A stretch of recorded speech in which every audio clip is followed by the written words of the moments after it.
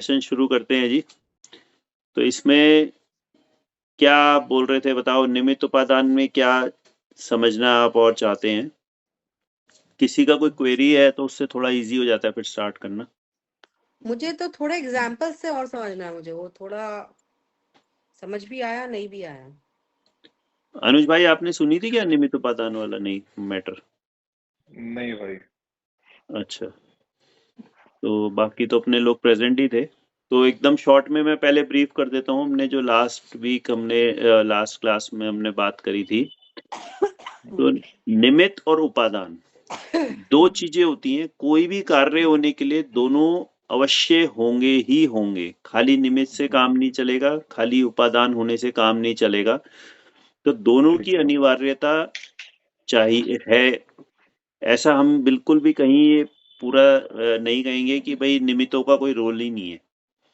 निमित्त भी पूरे इंपॉर्टेंट है और उपादान कारण तो होना ही चाहिए। जब कोई कार्य होगा तो उसका निमित्त और उपादान दोनों होंगे। उपादान कारण क्या होता है कि उस कार्य, उस वस्तु में, उस चीज में अपनी परिणमने की क्षमता। जैसे हमने पिछली बार बहुत एग्जाम्पल से लिया, जैसे समझो आपको दही जमानी है। अब दही तो आप दूध में ही जमेगी ना। आप उसको हम्म, किसी में समझो अमरस की चाव में दही जमा दूं, कैसे जमेगा? उसके अंदर क्षमता नहीं है। जिस चीज में है वो, हमने आम का बीज बोया है तो वो आम का ही पेड़ निकलेगा, उसमें अमरूद बनने की क्षमता नहीं है। तो जिस चीज में जिस चीज की क्षमता है वही कार्य उसमें से हो सकता है। जैसे हमने एग्जाम्पल किया लास्ट क्लास में कि मिट्टी है। अब सारी तरह की मिट्टियों का घड़ा नहीं बन सकता। घड़ा बनाने के लिए हमें स्पेसिफिक मिट्टी चाहिए। हम कोई सी भी मिट्टी उठाएं और कहें भाई साहब घड़ा बना दो, इसका मिट्टी तो चाहिए ना आपको, येलो मिट्टी, बना दो घड़ा। करेक्ट। तो उससे घड़ा नहीं बनेगा। जिस मिट्टी में घड़ा बनने की कैपेसिटी है, क्षमता है, जिसकी ऐसा नेचर है, वही मिट्टी हमारे लिए कारण बनेगी। अब उसके अंदर खाली मिट्टी होने से भी घड़ा नहीं बन जाता। हम लोगों को उसके लिए सब निमित्त भी चाहिए कि उसमें हमें मिट्टी में पानी भी मिलाना पड़ेगा, उसमें कुम्हार भी चाहिए, उसमें चाक भी चाहिए, उसमें जो जो चीज भी मिट्टी का घड़ा बनाने के लिए उपयोग होती है और सारे कारण वो सब हमें चाहिए। उन सब कारणों को अपने कहते हैं निमित्त कारण। ठीक है, वो निमित्त है। ठीक है। वो उसकी योग्यता उस घड़े के, मतलब उस घड़े में नहीं परिणमन रहे वो। मतलब कि एक वो जो मिट्टी है वो तो अपना अस्तित्व खो दिया ना उसने, तो घड़ा बनने के लिए मिट्टी तो चली गई, फॉर्म चेंज हो गई उसकी, वो तो अब घड़ा बन गई। बट कुम्हार तो वैसे का वैसा ही है। उसने घड़ा बनाया, 100 घड़े बनाए, 1000 घड़े बनाए, वो सब चीजें है। इवन पानी भी हमने उसमें मिलाया तो पानी भी जब तक उस घड़े में है जब तक तो वो घड़ा नहीं बना। उसको पूरी तरीके से सूखना पड़ेगा, उस पानी को भी इवेपोरेट होना पड़ेगा, पानी भी वहां से निकलना पड़ेगा, तब वो घड़ा पकेगा। तो घड़ा पकेगा तो उसमें जितनी भी चीजें यूज हुई थी वो सब अपने अपना अलग जगह फिर मौजूद है। बट एक मिट्टी जो थी जिसने अपना अस्तित्व को खो दिया, जो घड़ा बन गई। एग्जाम्पल इस तरीके का ही आप समझिए भाभी कि जो चीज अपना कन्वर्ट ही हो रही है, जो चीज अपना, जैसे हमने खीर का भी एक उदाहरण लिया था कि उसमें दूध है और बादाम है, चीनी है, इन सब चीजों ने अपना अस्तित्व को खोया है, तब वो खीर बनी है। अब आप मेरे सामने खीर लेके आओगे, मैं ये थोड़ी बोलूंगा हाँ बादाम खा रहा हूँ मैं तो, हाँ मैं तो दूध पी रहा हूँ, ऐसा नहीं बोला जाएगा ना। अब वो उन तीनों चारों चीजें जो उसके इंग्रेडिएंट्स है, चावल, बादाम, उन सब ने अपना अस्तित्व का लुप्त हुए, तब वो जाके एक चीज मिश्रण बनी जो उसके अंदर है। पर उसके अंदर हमने पतीला भी इस्तेमाल किया, हमने गैस भी इस्तेमाल करी, कोई बनाने वाला भी था, वो तो उसमें कन्वर्ट नहीं हुए ना। वो सारे उसके थे निमित्त कारण। तो तो आग, गैस, ये सब चीजें सब हो गई ये उपादान, ये निमित्त कारण। और वो दूध, चीनी, बादाम, जो जो इंग्रेडिएंट है उसके, चावल, वो सारे हो गए उसके उपादान कारण। तो दो चीजें हमेशा साथ रहेगी, निमित्त भी और उपादान भी। जब भी कार्य होना होता है तो ये दोनों को मिलना पड़ता है। अलग निमित्त मौजूद है उससे भी काम नहीं हो रहा, उपादान अलग मौजूद है उससे भी काम नहीं हो रहा। इन दोनों को जब मिलके एक जॉइंट एफर्ट करेंगे जब काम होगा।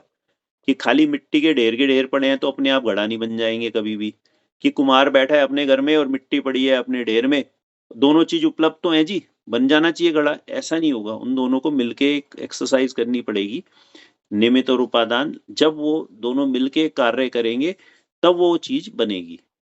तो जब भी जो कार्य बनना होता है उसके उपादान कारण होना ही उस कार्य होने का कारण है।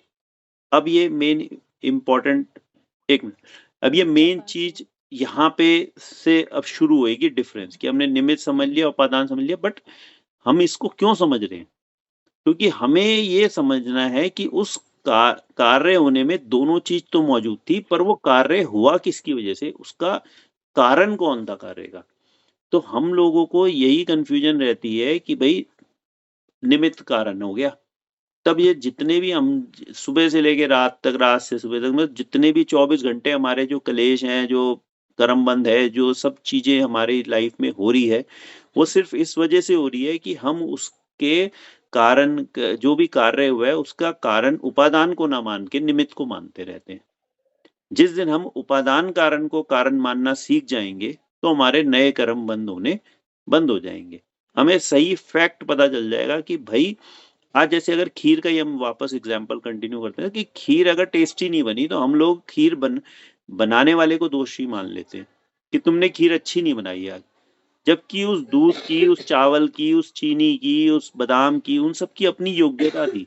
वो जिस तरह के बनने थे, अब उस दूध में योग्यता ना हो तो बनाने वाला क्या करेगा?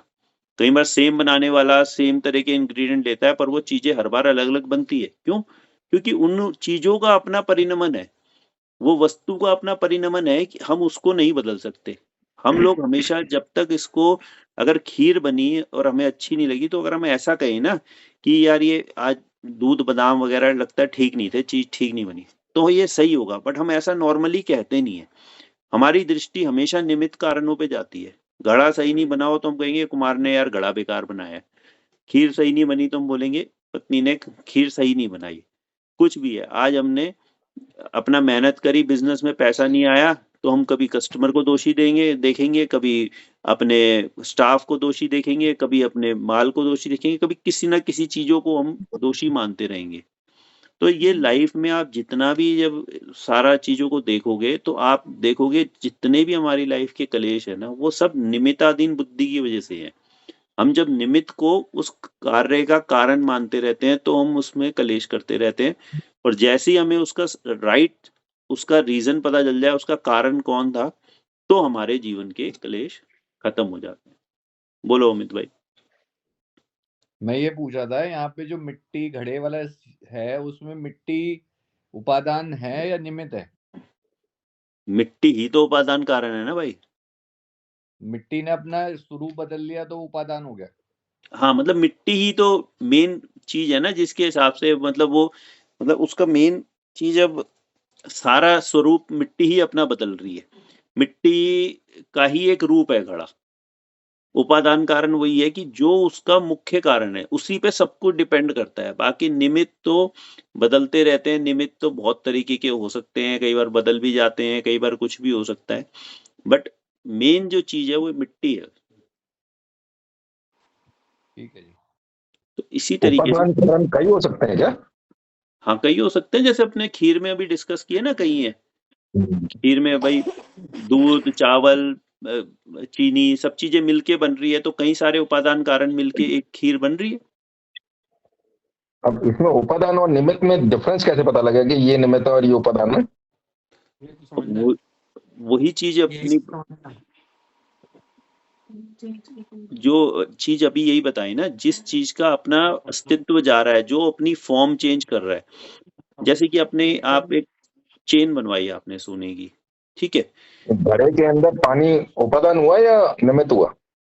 पानी भी खत्म नहीं हो, पानी भी उसमें घड़े में तो रहता ही नहीं है ना। जब घड़ा बन गया तो उसमें से तो पानी सारा तो इवेपोरेट हो गया ना। पानी तो वो उसको खाली मिट्टी को मिलाने में काम आया, बाद में तो पानी तो वहीं का वहीं है। पानी तो उस घड़े में ले ही नहीं। जब तुम घड़ा खरीद के ला रहे हो उसमें पानी थोड़ी है उस समय। वो पानी तो पूरा सुखाता है, पकाता है घड़े को, पूरा उसका बल्कि लास्ट में मैंने शायद पिछली बार ये गलत बोल दिया था कि पानी भी उसका उपादान कारण है, तो अभी श्री ने मुझे फिर बाद में करेक्ट किया कि पानी कैसे उपादान कारण हुआ। पानी तो निमित्त कारण ही है, क्योंकि वो उस घड़े को टेम्पररी उस चीज में मिल रहा है और फिर हमने उसकी शेप बना के उसको सूखने रख दिया, और पानी जब पूरा सूख जाएगा तब वो घड़ा तैयार होता है। तो पानी भी तो नहीं बचा ना घड़े में। तो क्या कह रहे हैं, उपादान वो हुआ जहाँ पे किसी चीज कारण का स्वरूप बदल गया, और निमित्त वहां हुआ जहाँ स्वरूप स्थिर है। कह सकते हो ऐसे, बट कारण का स्वरूप नहीं, मतलब ये कार्य जो भी चीज बनी है, हाँ, कार्य वस्तु। का स्वरूप बदल गया, जो उसका कॉज है या बेस है। हाँ, मतलब ठीक है, उसका तो मतलब अगर एक्चुअली इसको समझे कि एक भाई ये चीज तो का जो समान से कॉज हो है, गया, कोई कॉज को एग्जाम्पल। पकड़ो, नॉट द रीजन कि किस वजह से। अगर जैसे फॉर एग्जाम्पल, अगर मैं इसको ठीक समझ रहा हूँ, मैं बाजार से कोई चीज खरीद के ले आया, तो मेरी गलती नहीं है, क्योंकि मैंने तो सिर्फ निमित्त किया है। अगर मेन समझे वो चीज ही गलत है, तो वो उपादान हो गया, अगर बहुत ही लेमैन में समझने की कोशिश करूँ तो। हाँ, इसमें अपने लोगों ने लास्ट में ये डिस्कस किया था कि वो चीज गलत नहीं, मतलब इसमें अपने लाइफ में जो हो रहा है ना, बेसिकली जैसे हम जीव हैं तो हम लोगों की लाइफ में हो रहा है, तो बेसिकली ज्यादातर चीजों में आप देखोगे तो द्रव्य कर्म ही हमारा जिम्मेदार है। हमारे साथ तो जो भी हो रहा है हमारे कर्म उदय के अनुसार हो रहा है। आज हमारी खराब चीज कर्म के उदय के अनुसार आनी थी, तो वो चीज खराब हमारी आई। आज वो चीज तो एक मात्र एक नौकर्म है। नौकर्म कहाँ से मिलता है? जो भी चीज आपके अच्छी आई चाहे खराब आई, हमने पहले डिस्कस किया, वो एक नौकर्म है जो वस्तुओं में मिली। वो किसके उदय तो से ये जो मिली हमें? निमित्त हुआ, तो निमित्त अपना भाव कर्म हुआ। नहीं, निमित्त तो कोई कर्म ही नहीं है ना। निमित्त तो हम है ही नहीं। निमित्त तो जैसे आज, मतलब निमित्त तो तेरा दुकानदार हो गया, वो वस्तु हो गई, मतलब वो तो तेरे को जो चीज मिल, वो तेरे उसमें तेरा भाव कर्म कहाँ आया? कि वो तो तूने आके तेरा एक द्रव्य कर्म आया कि तेरे को कोई चीज आज डैमेज चीज, खराब चीज तेरे उदय में आनी थी आज, तो तेरा खराब कर्म का उदय आया कि तू सब्जी लेके आया और सब्जी खराब आ गई। अब घर आया तो तूने तूने घर आके देखा सब्जी खराब आ गई, तो तेरा खराब उदय था इसलिए तेरी सब्जी खराब आई। अब तूने ये जाना अगर कि यार ये ठीक है, ये तो मेरे कर्म के उदय के अनुसार मेरे को ऐसी ही मिलनी थी आज, तूने कोई उसमें भाव कर्म किया ही नहीं, तो तेरा नया कर्म नहीं बनेगा। पर तूने अगर उसमें आके निमित्त को ही दोषी मानने लग गया, यार सब्जी वाला बहुत बेकार है, खराब सब्जियां देता है, उसने बेईमानी करी है मेरे साथ, मैं उसको छोड़ूंगा नहीं, मैं उसको बताऊंगा, ये करूंगा, लड़ूंगा भिड़ूंगा, तूने भाव कर्म करे तो तूने नए कर्म मान लिए। क्योंकि तू उस समय ठीक है, उपादान कारण को जिम्मेदार नहीं मान के निमित्त कारण को जिम्मेदार मान रहा है। तो उपादान मतलब कारण है हमारा अपना कर्म का उदय, वो हमने तो, वहां पे तो हम उसको तो इग्नोर कर रहे हैं, और निमित्त जो थे दुकानदार और वो सब चीजें, उनको हम जिम्मेदार मान रहे हैं। हाँ, तो जैसे मतलब जो उपादान है वो हमारे द्रव्य कर्म से जुड़ा है सीधा, तो हमें नौ कर्म और भाव इसको हटाना है और उसी पे ही रखना है कि हमारे उदय के चक्कर में ये हुआ है, ना कि जो परिस्थिति आसपास में उसकी वजह से हुआ है। ठीक है। बिल्कुल ठीक है। अपना जो भी चीज हो रही है वो हमारे, इसलिए हम वो सारी चीजें को ना, जैसे जैसे मैंने पहले भी बोला था कि हम इन सब चीजें बाद में सब लिंक होती चली जाएगी। अगर आप शुरू की सेशंस को इग्नोर करोगे या उनका रिवीजन नहीं करोगे, उनको नहीं समझोगे, तो आप आगे के पार्ट पढ़ नहीं पाओगे। अभी आप मतलब जैक लगा के फर्स्ट क्लास से सेकंड क्लास में आ गए, तो वो अगर बिना पढ़े तो फर्स्ट क्लास वाले क्वेश्चन बाद में आपको परेशान करते रहेंगे। इसलिए वो 3-4 चीजें जो अपनी कॉन्सेप्चुअल वाली होती है ना, उन चीजों को आप विशेष ध्यान दो। एग्जाम्पल्स तो बाद में भी समझ में आ जाएंगे, बट कॉन्सेप्ट समझोगे, द्रव्य कर्म क्या होता है, नौ कर्म क्या होता है, भाव कर्म क्या होता है, निमित्त क्या होता है, उपादान क्या होता है, ये सब कॉन्सेप्ट नहीं समझोगे तो आगे आगे लाइफ में उस चीजों को समझ ही नहीं पाओगे। क्योंकि हम लाइफ का हर एक सर्कमस्टेंस तो डिस्कस कर नहीं सकते। आज आपने एक चीज डिस्कस कर ली, कल दूसरी तरह का उदय आ जाएगा, दूसरा होएगा, वहां आप लगा नहीं पाओगे, थ्योरम नहीं आती ना आपको। जैसे अगर मैथ्स है, अगर हम मैथ्स के एग्जाम में खाली एक 4 क्वेश्चन की खूब प्रैक्टिस करके चले जाएं कि भाई ये क्वेश्चन आ गए तो मैं इसको आंसर कर दूंगा, तो उससे थोड़ी ना पास हो जाएंगे। वहां पे तो फिगर्स कुछ और होगी, वहां कुछ फॉर्मूला थोड़ा सा ऊपर नीचे लग रहा होगा, तो हम तो कर ही नहीं पाएंगे उनको सॉल्व, क्योंकि हमने तो सिर्फ 4 क्वेश्चन याद किए हैं। जबकि वो हमारा सही तरीका नहीं है। हमें तो थ्योरम्स आनी चाहिए, हमें फॉर्मूलाज आने चाहिए, हमें सब कुछ आने चाहिए, फिर लाइफ में जैसी भी सिचुएशन आएगी हम लगा लेंगे यार उसमें कुछ भी। तो ये चीजें हैं, ये सब थ्योरम्स हैं कि एक निमित्त उपादान एक थ्योरम हो गई, द्रव्य कर्म भाव कर्म नौकर्म एक थ्योरम हो गई। आप थ्योरम्स पकड़ोगे तो अब मैंने कोई ये एग्जाम्पल थोड़ी रटे हैं और तुम मेरे से क्या पूछ लोगे ये मेरे को थोड़ी ना पता है तुम क्या पूछ लोगे, तो मैं कैसे निकाल रहा हूँ, क्योंकि मेरे को थ्योरम और फॉर्मूला आता है कि भाई इसमें यही होएगा और कुछ बैठेगा ही नहीं। तो वो थ्योरम और फॉर्मूला पकड़ो ना आपकी भाई साहब की कोई भी चीज है उसका मुख्य कारण क्या है, आप कारण तक पहुंचो, जो कारण है ना उसका जिसकी वजह से वो कार्य हो रहा है, मतलब वो आप पकड़ना सीखोगे धीरे धीरे प्रैक्टिस से, और जहां आपको डाउट हो आप डिस्कस करो उस चीज में।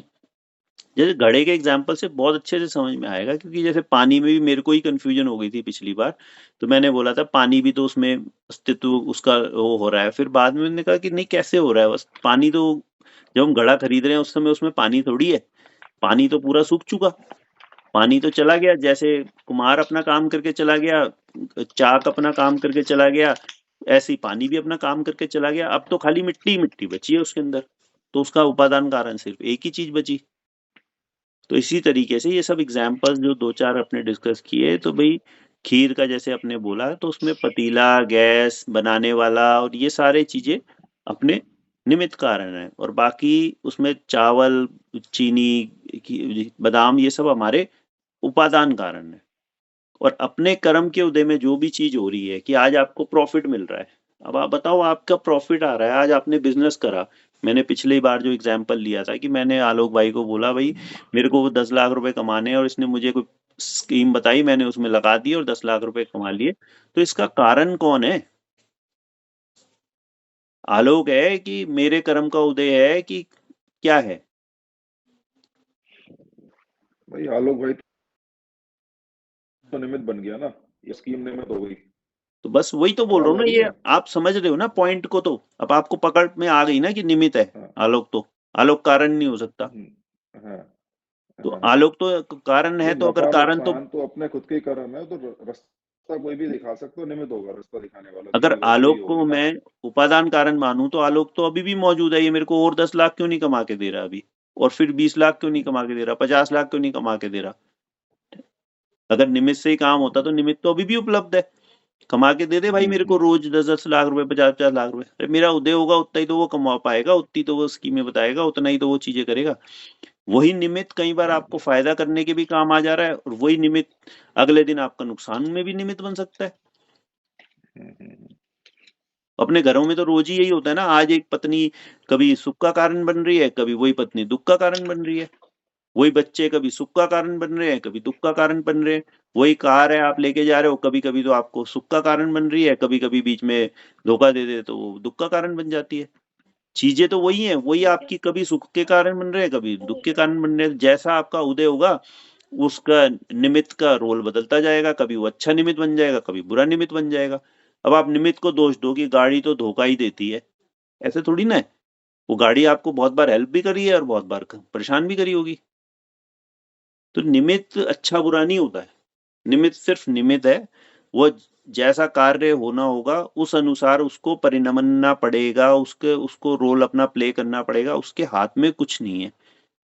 कठपुतली की तरह जैसे वो था कि वो तो कठपुतली है निमित्त, तो वो उपादान की जब काम करने की योग्यता आएगी वो निमित्तों को अपने आप इकट्ठा कर लेगा और वो काम करा देगा। समझे? एक जैसे एक एग्जाम्पल आया मेरे दिमाग में, आज समझो कि भाई आज हम सब लोग मौजूद हैं, तो हमारे बच्चों की शादी कौन करेगा? हम ही लोग करेंगे ना। हमारे बच्चों की शादी करनी होगी तो उसकी सारी व्यवस्था धन सामान सामग्री हम ही लोग इकट्ठा करेंगे ना। तो पर अगर हम नहीं रहे तो क्या हमारे बच्चों की शादी नहीं होगी? उसमें कोई व्यवस्था नहीं करेगा, तो बच्चे निमित्त की बदल जाएगा अपनी ना बेसिकली, है। निमित्त बदल जाएगा ना उसमें, हाँ हम तो बस निमित्त अपना हुए बच्चे ना की बच्चों की शादी शादी के। होनी है नहीं होनी है वो बच्चे के कर्म के ऊपर डिपेंड करता है। बच्चा अपना उपादान कारण लेके आया है अपनी शादी होने का, अब उसका उपादान कारण तो मौजूद है, तो निमित्त आज अगर मैं हूंगा तो मैं बन जाऊंगा, नहीं हूंगा तो कोई और बन जाएगा। निमित्त तो बदलते रहेंगे, पर उपादान की जैसी योग्यता है। आज मेरा अगर कर्म का उदय आ रहा है कि 10 लाख रुपए मुझे कमाने हैं, तो आज आलोक नहीं आया सामने तो अमित आ जाएगा, अमित नहीं आएगा अनुज आ जाएगा, नहीं आएगा अभिषेक आ जाएगा, गौरव आ जाएगा, कोई भी आ जाएगा, कोई भी निमित्त बन जाएगा मेरे को। बस निमित्त कोई भी बन सकता है, बेसिकली बट बच्चे के मार्क्स अश्वनी भाई, निमित्त इज अ वेरिएबल।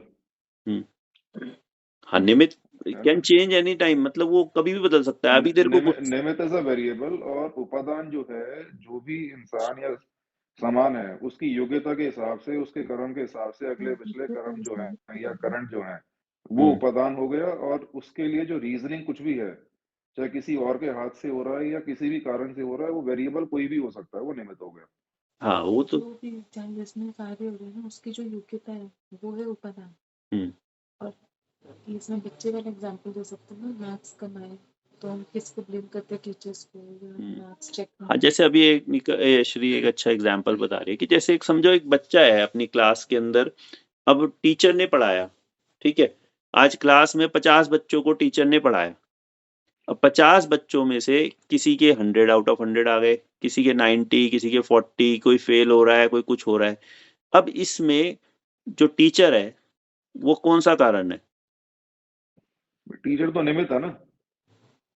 ठीक है ना। भाई, फिर पास मार्क्स फेल कम तो ज्यादा उपादान आने हर का बच्चे का कारण कौन है? इंडिपेंडेंट वो हो गया। मार्क्स खुद कम के ज्यादा आने का कर्म है ना। कारण कौन है? खुद वो बच्चा अपने कम अपने ज्यादा बच्चे के कर्म के उदय, हाँ। योग्यता, उसकी जैसी योग्यता थी, जैसा उदय था, जैसा था वो होगा ना। बट क्या हम लोगों में ऐसा देखा नहीं जाता? दुनिया में बहुत जने जाके टीचरों से लड़ रहे होते हैं, बहुत जने जाके क्लास में हल्ला कर रहे होते हैं, आप ठीक से नहीं पढ़ाते, आप ये नहीं करते, आप ध्यान नहीं देते, और जो है वो टीचरों से जाके लड़ते हैं ना, पूरे स्कूल में निमित्त। 2-4 पेरेंट्स तो होते हैं ऐसे। हाँ, तो निमित्त तो होता ही है ना। और पेरेंट्स भी होते हैं और बच्चे भी ऐसे ही होते हैं कि भाई मैडम ने अच्छे से नहीं पढ़ाया, आज क्लास में ये अच्छे से कवर नहीं किया, ये नहीं किया। अरे भाई, तेरे मार्क्स कम आए तो तू आज ये सारी कहानी कर रहा है, और दूसरे के ज्यादा कैसे आ गए? फिर वही टीचर से दूसरा पढ़ रहा है, वो कर रहा है। इसमें एक बड़ी अच्छी मुझे ना एक कहानी भी याद आई कि एक बार एक आदमी होता है, तो उसके ना 4 बेटे होते हैं। तो वो अपना मिलता है बहुत सालों बाद, जैसे 20 साल बाद समझो, दूसरा दोस्त मिलता है, और भाई क्या कर रहा है, और तेरे बच्चे बच्चे क्या कर रहे हैं? कह रहे वो मैंने बड़े वाले को तो डॉक्टर बना दिया। और वो अच्छा 2 नंबर वाला, अरे उसको तो मैंने इंजीनियर बना दिया। 3 नंबर वाला वो सीए बना दिया है। और अरे एक और तो था, वो चौथा तेरा छोटा, अरे उसकी बात मत करो, वो तो नालायक है साला, वो ठेला लगा रहा है, वो तो 1 नंबर का नालायक है। तो भाई, तूने उसको नालायक बनाया या वो खुद नालायक बना?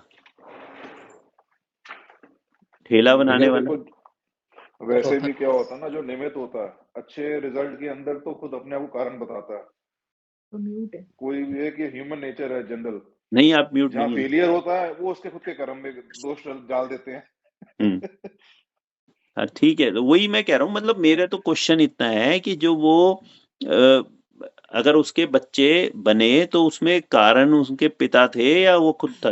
बच्चे अपने अपने। नहीं, बच्चे के खुद के उदय थे कर्म के, जो उसने एफर्ट करा, उसने मेहनत करी, तो जिस यही कर्म है ना, पे करी बच्चे को पहले से ले। जिसको होशियार बना दिया उसके लिए तो माँ बाप ने क्रेडिट ले लिया कि भाई साहब हमने उसको खूब अच्छे से पढ़ाया, खूब व्यवस्थाएं उपलब्ध कराई, सब कुछ करा, तो तब तो वो पढ़ के बढ़िया डॉक्टर बन पाया, इंजीनियर बन वो तो पाया, शुरू सीए से बन मैं पाया। है ना। देखो, बच्चे हो या हम खुद हो या पेरेंट्स हो, जो मैं है सबके दिमाग में, या वो मैं ही तो नहीं छूटती ना, कि कारण वो तो मैं ही हूँ अच्छा होने का। अरे वो भाई छूटेगी वो तो जब ही ना, जब उसके पीछे की रीजनिंग समझोगे कि भाई क्यों, कैसे छूटेगी वो। मतलब जब तक हमें यही ना पता हो कि हाँ भाई ये इसका कारण मैं हूं ही नहीं, तो जब तक वो कंफ्यूजन ही रहेगी तो वो नहीं छूटेगी।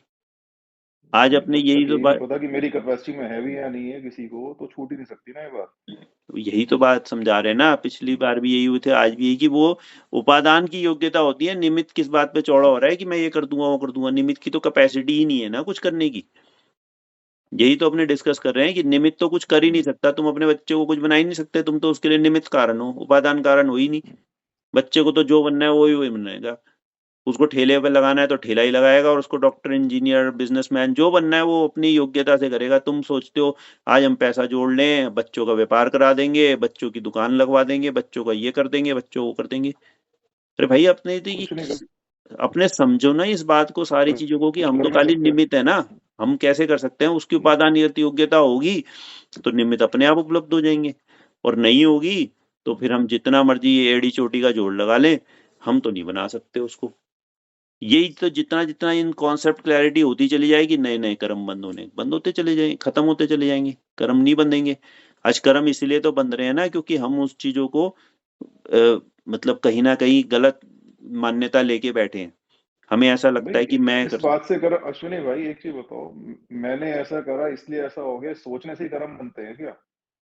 सोचने से, करने से, सब चीजों से बनते हैं ना। मन वचन काया, तीनों चीजों से करते हैं। तीनों चीजों से अच्छा। बनेंगे। सोच लिया तो भी बन गया, मान लिया तो भी हम्म। कर लिया, लड़ी लिए सामने वाले से जाके तो और ही ज्यादा बन गया। अच्छा। और इसमें हम्म। प्रोपोर्शनेट रेशियो क्या होती है, मन से सबसे ज्यादा होता है नहीं, या ऐसा कोई करने से रेशियो होता है नहीं है कर्म? उसमें। बहुत हम्म। परमुटेशन कॉम्बिनेशंस हैं, कितना मन में भी अच्छा सोच रहा है, कितना अच्छा सोच रहा है, कितना ज्यादा सामने वाले के लिए वो बुरा हो सकता है, नुकसान हो सकता है। ये हमने पहले डिस्कस कर चुके हैं वैसे हम ये टॉपिक, कि भाई आज हम्म। आज आपने अगर कुछ ऐसा काम करा जिससे समझो आपने किसी के मारा ही, हम्म। थप्पड़ ही मारा, अब काया से ही हम्म। हुआ ना दोष तो। हम्म। अब काया से अब कितनी जोर से मारा कि उसके 3 दिन तक वो उठ नहीं पाया, कि वो 3 मिनट में उसके ठीक हो गया, कि 3 साल तक हो गया, कि फिर वो थप्पड़ खा के आपका जमीन में जाके ऐसे पत्थर पे गिरा, वो मरी गया। अब आपने तो हम्म। सारी एग्जाम्पल्स में करा तो एक ही कार्य है कि उसके थप्पड़ मारा, पर थप्पड़ मारने का रिजल्ट भी तो हर सीन में अलग अलग है। नहीं, किस वो भाव तो से सीधा मारा। नहीं अभिप्राय तो से वो लिंक होगा ना। इम्पैक्ट के ऊपर डिपेंड करेगा, नहीं, मतलब मन किसी नहीं, भी वचन कर्म का। क्रिया जो किया वो तो अभिप्राय से लिंक होगा ना। हाँ, पर अभिप्राय एक सेम है तो भी तो इंटेंस, फिर अगर कर्म बंद हो रहा है तो भी तो अलग अलग हो सकते हैं ना। कि जैसे एक अभिप्राय है कि मेरे को इसको दुखी ही करना है, यही अभिप्राय था मेरा, हाँ, तो तो आपका उसकी भी तो कर्म ज्यादा इंटेंसिटी अलग स्ट्रांग अलग बंद हो हुआ, सकती है ना। है ना। इनफाइनाइट पॉसिबिलिटीज है ना उसमें भी तो। नहीं नहीं, मैं ये कहना चाह रहा हूँ जो अनुज ने बोला है अभी, मन मन वचन क्रिया यार जो मैंने है। सिर्फ सोचा किसी का बुरा हुआ करना है हाँ और नहीं, उससे कुछ लेकिन भी नहीं हो तुम्हारा रहा, अभी, सिर्फ मेरे अगर मन में ही आ तुम्हारा रही, तो उसमें अभिप्राय, इंटेंसिटी। नहीं, तुम्हारा अगर अभिप्राय भी नेगेटिव है और तुम्हारी सोच भी नेगेटिव है, तो इनफाइनाइटली आपका नेगेटिव आ गया। आपका अभिप्राय था, बट एक, जैसे सपोज, जैसे अभी आप थक जाता है, कोई हमें कहता है यार कुछ करते, तो आप कहते हो ना भाड़ में जा, लेकिन आपका अभिप्राय वो नहीं होता। आप थके हो तो आप किसी को ऐसे नॉर्मल केस में नहीं बोलोगे भाड़ में जा, ठीक है ना। तो दैट उसमें क्रिया 0.001 हो गई आपकी, वचन चाहे सोच में आया, आप, लेकिन आपका अभिप्राय बहुत अच्छा है कि भाई मैं अपना नॉर्मल सब कुछ करूंगा, लेकिन आपकी हम्म। इंटेंशन ही है, जैसे अभी अश्वनी कह रहे थे कि यार सामने वाला कुछ भी आया मेरे को तो उसको कोसना ही है। तो हम्म। आपके अभिप्राय में भी कोसना है और आपकी सोच और उसमें क्रिया में भी कोसना आ गया, तो हाँ, इनफाइनाइटली वो हो गया आपका हाँ, तो नेगेटिव। उसमें ये बात हो रही थी गौरव, कि उसमें भी मल्टीपल लेवल है ना, कि हाँ, कोसना उसमें भी भी है तो किस कॉम्बिनेशंस लेवल हो तक गए। कोसना है, थोड़ा हाँ कोसना है, उसमें, ज्यादा कोसना हाँ, है। तो अभिप्राय तो एब्सोल्युटली। है ही, बट उसके बाद कर्म बंद भी हो रहा है, तो उसके अंदर भी कितनी कितनी पॉसिबिलिटीज है ना। कि तेरे को एब्सोल्युटली। एक ही गाली दे के रुक गया, या 100 गाली तक देता रहा, या मैं तेरे को 10 दिन तक गालियां ही देता रहा, या 10 साल तक मैं तेरे से बकवास करता ही रहा। वो नहीं, भी तो। आप जो कह रहे हो ठीक है, मेरा सिर्फ उसमें इतना हाँ, वो कहना है ठीक है, आपने सही पॉइंट बोला कि कि अभिप्राय। अगर अभिप्राय और क्रिया सेम डायरेक्शन में चली गई तो फिर इंटेंसिटी के हिसाब से कर्म उतना आपका स्ट्रांग होता चला जाएगा, हाँ, आज पॉजिटिव या जैसे नेगेटिव। अपने आपने एग्जाम्पल में जैसे बोला भाड़ में जा, अब ये मतलब लोग भाड़ को समझते ही नहीं है। भाड़ में जा का मतलब क्या है? आज की जनरेशन कोई समझती है? भाड़ देखा है उन्होंने कभी? क्या होता है पता नहीं। आप लोगों में किसने देखा है, नहीं देखा है? भाड़ क्या होता है पता भी है किसी को? भाई वो भट्टी मटका ही होता है जिसमें वो चने भूनते हैं, भट, भाड़ और होता क्या जिसमें ये पॉपकॉर्न बनाते एक तरीके से, वही भाड़ है और क्या। नहीं, ये तो नहीं नहीं, मटका खेतों में जो जंगली घास होती है उसको भाड़ बोलते हैं। नहीं, वो झाड़ होती है, वो भाड़ नहीं होती। दोनों में, भाई झाड़ और भाड़ में फर्क है। भाड़ होता है एक बहुत बड़ा, जैसे वो अवन टाइप पतीला या समझ लो, वही। जिसके अंदर चीजों को भुना जाता था भाड़ में। जैसे कि पहले चने भूनते थे, आज आप अपने घरों में भून रहे हैं, पहले मतलब यार आज भी बाजार में जो। अमित भाई म्यूट हो आप। भाई यही तो मैंने हाँ। म्यूट कैसे? नहीं नहीं, म्यूट नहीं है। तो वो जैसे क्या है कि भाड़ होता है मतलब एक बड़ा जैसे वो आग लगा के उसमें चीजों को भूनते हैं। जैसे भाड़ में भुने हुए भुट्टे भी भट मिलते हैं, या वो मक्की मिलती है, या पॉपकॉर्न मिलते हैं, या ये अपने मूंगफलियां वगैरह खूब सेकते हैं ना क्वांटिटी में, तो बड़े बड़े वो भाड़ होते हैं।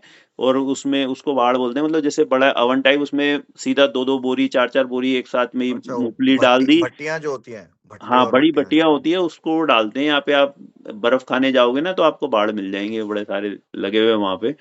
तो वो भाड़ उसको बोलते हैं। अब लोग समझते ही नहीं है, उनको पता ही नहीं है भाड़ में जाना मतलब क्या, बस बोल दिया कि तू भाड़ में जा। तो हम एक्चुअली में उसको कह रहे हैं तू जा, जैसे कुएं में पड़ बोल दिया, तो कुआं तो फिर भी आप लोग समझते हो, देखा है, करा है।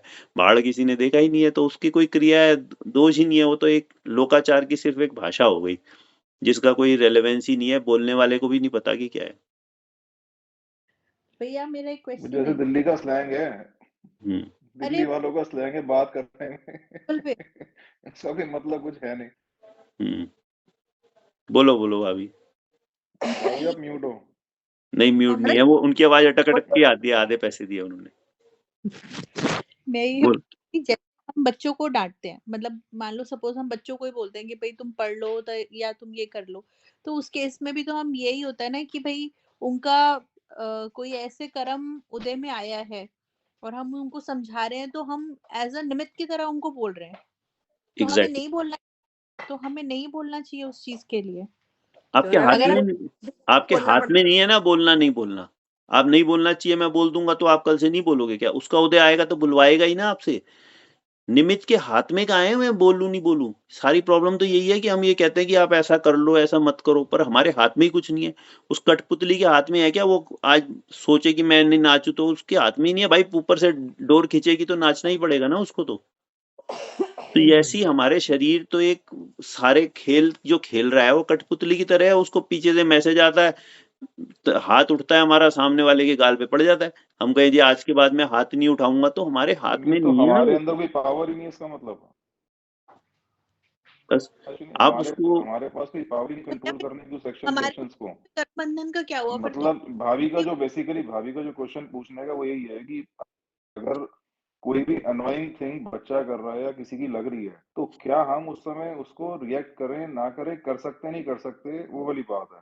नहीं, करेक्ट अगर भाभी, यही पूछना चाह रहे हो? नहीं नहीं, मैं भैया ने जो कहा वो मुझे समझ में आ गया कि हम निमित्त हुए भाई, वो ऐसा सिनेरियो हुआ, उसके वो कर्म में ऐसा कुछ उदय होना था कि हमें उसके ऊपर चिल्लाना, मतलब जो भी है कि उसने ऐसी सिचुएशन क्रिएट करी, तो हमें बोलना पड़ा, तो हम एक तरीके से निमित्त हो गए उस चीज के लिए।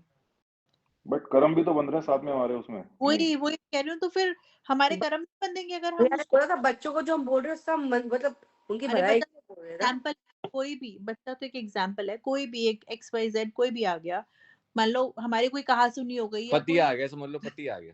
बच्चा तो चलो हमारी रिस्पॉन्सिबिलिटी है, पति अरे गया। पड़ोसी आ गया मान लो ना, वो जिसकी रिस्पॉन्सिबिलिटी जो बाहर का भी ले लो तो भी उसको समझाना पड़ जाता है कई बार। हाँ, हाँ तो उस केस में अगर हम उसको समझा रहे हैं, कर रहे हैं, हमारे कर्म बंधन नहीं बंधेंगे उसमें, हम तो खाली निमित्त बन के रहेंगे। उसमें फिर वही अभिप्राय वाली बात आ जाएगी ना, कि आपका अभिप्राय क्या है। आपका अभिप्राय, कर्म तो बंधेगा ही बंधेगा, पर नेगेटिव बंधेगा कि पॉजिटिव बंधेगा ये आपके अभिप्राय पे डिपेंड करता है। आपका अभिप्राय अच्छा है, भाई कई बार हम सामने वाले को इसलिए भी समझा रहे होते हैं अपने फायदे के लिए कि देख भाई तू ऐसे कर ले। हमारे दिमाग में तो सिर्फ ये है कि अगर ये समझ जाए तो मेरा काम निकला है। हम्म। होता है ना ऐसा लाइफ में बहुत बार, कि सामने वाले को इसलिए ज्ञान दे रहे होते हैं कि अपना कोई फायदा हिडन उसमें हमारा छुपा होता है, कि यार ये समझ जाए अपना फायदा निकला है। तो हमारे को उस समय उसके भलाई की चिंता नहीं है, हमारी तो बस ये है कि ये बात मान जाए, हमारा फायदा हो जाए। पर नॉर्मली घर बार में हम जैसे बच्चों को समझा रहे हैं, कुछ कर रहे हैं, तो हमारी कोई इतनी उस पे अपने लाभ की दृष्टि नहीं होती। ये हमारे को इतना कॉन्सेप्ट तो हमारा क्लियर है, जो शायद पिछली पीढ़ियों में नहीं था, कि हमारे बच्चे हमारे काम आने वाले कुछ नहीं है। पहले वाले तो बच्चों को सोचते थे कि आप पालेंगे पोसेंगे, अच्छा कमाएगा, बाद में बुढ़ापे में काम आएगा। आजकल तो ये भ्रम टूट चुका है। आजकल तो मुझे तो ऐसा कोई पेरेंट नहीं दिखता वो जो ये सोचता हो कि हाँ हमारे बच्चे के भरोसे हमारा बुढ़ापा कटेगा, चाहे कट जाए सबका ही। बट भ्रम नहीं पाल रहे ना अब हम लोग, क्योंकि हम लोगों को अब वही कॉमनली आप दिख खुद रहा ही है अपना कि, अपना कर रहे हैं आज की तारीख में। क्योंकि बच्चे दिख रहे हैं आजकल की भैया सब लोग इंडिपेंडेंट हो गए हैं, सब अपने हिसाब से रहने लग गए हैं। दुनिया भर के वृद्धाश्रम खुल गए हैं, बच्चे ध्यान रखते तो ऐसी हालतें नहीं होती। तो ये सब तो दिख रहा है हमें, जो आज से 50 साल पहले नहीं थी सिचुएशंस। पहले तो ये लोग सोच के ही करा करते थे कि भाई हम अपने माँ बाप का कर रहे हैं, तो ऐसे हमारे बच्चे हमारा करेंगे ही करेंगे। तो बाय डिफॉल्ट मान के चलते थे। अब पता चल गया कि ऐसा भाई ये मैंडेटरी नहीं है, करे तो करे, नहीं करे तो नहीं करे। तो ये जो चीजें हैं देखो, ये सब जो है हमारा अभिप्राय अच्छा है अगर दूसरे को करने का, तो हमारे अच्छे कर्म बनेंगे, बुरा है तो बुरे बनेंगे, बनेंगे जरूर। अब इसमें एक वो जो आ जाती है ना, वो एग्जिट रूट वाली बात फिर हुई कि आपको बच्चे के डांटने का कर्म उदय में आया, अब आपके हाथ में है या नहीं है उसको डांटना। थोड़ा सा इसमें जो वो कठपुतली वाला एग्जाम्पल से थोड़ा अब हम इसमें नहीं भाई, अगर हम एक नॉर्मल इंसान है तब तो हम डांटेंगे ही डांटेंगे, उदय अनुसार चलेगा। और जो भी चीजें चलती है ये अनादि से तो आज तक हम ऐसा ही करते आ रहे हैं कि जब हमारा उदय ने आया और बोला कि डांट दे इसको, और हमने डांट दिया।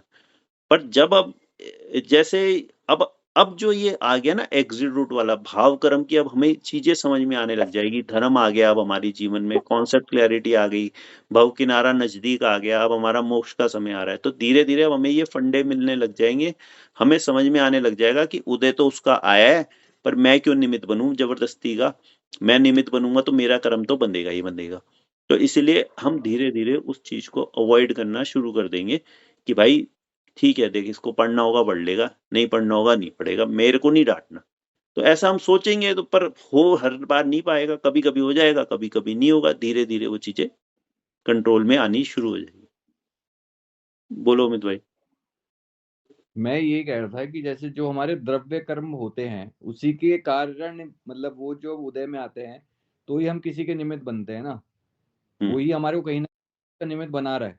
बिल्कुल वहां तक तो कर्म का हमारा हो गया, उसके बाद जो हमारा रिएक्शन है वो हमारे आगे के कर्म बांधेगा, भाव कर्म बंधेंगे उस हिसाब से। तो हमें उसको समझ के वहीं पे कि हमें आगे नहीं लेके जाना, हमें यहीं पे इस चीज को खत्म करना है। बस जो हमारा बच्चा अगर आज हमारे से कोई गलत काम कर रहा है ना, वो हमारा नौकर्म है उस समय। अब उस पर रिएक्ट करना नहीं करना, यू हैव अ चॉइस, कि आप उसमें चॉइस है।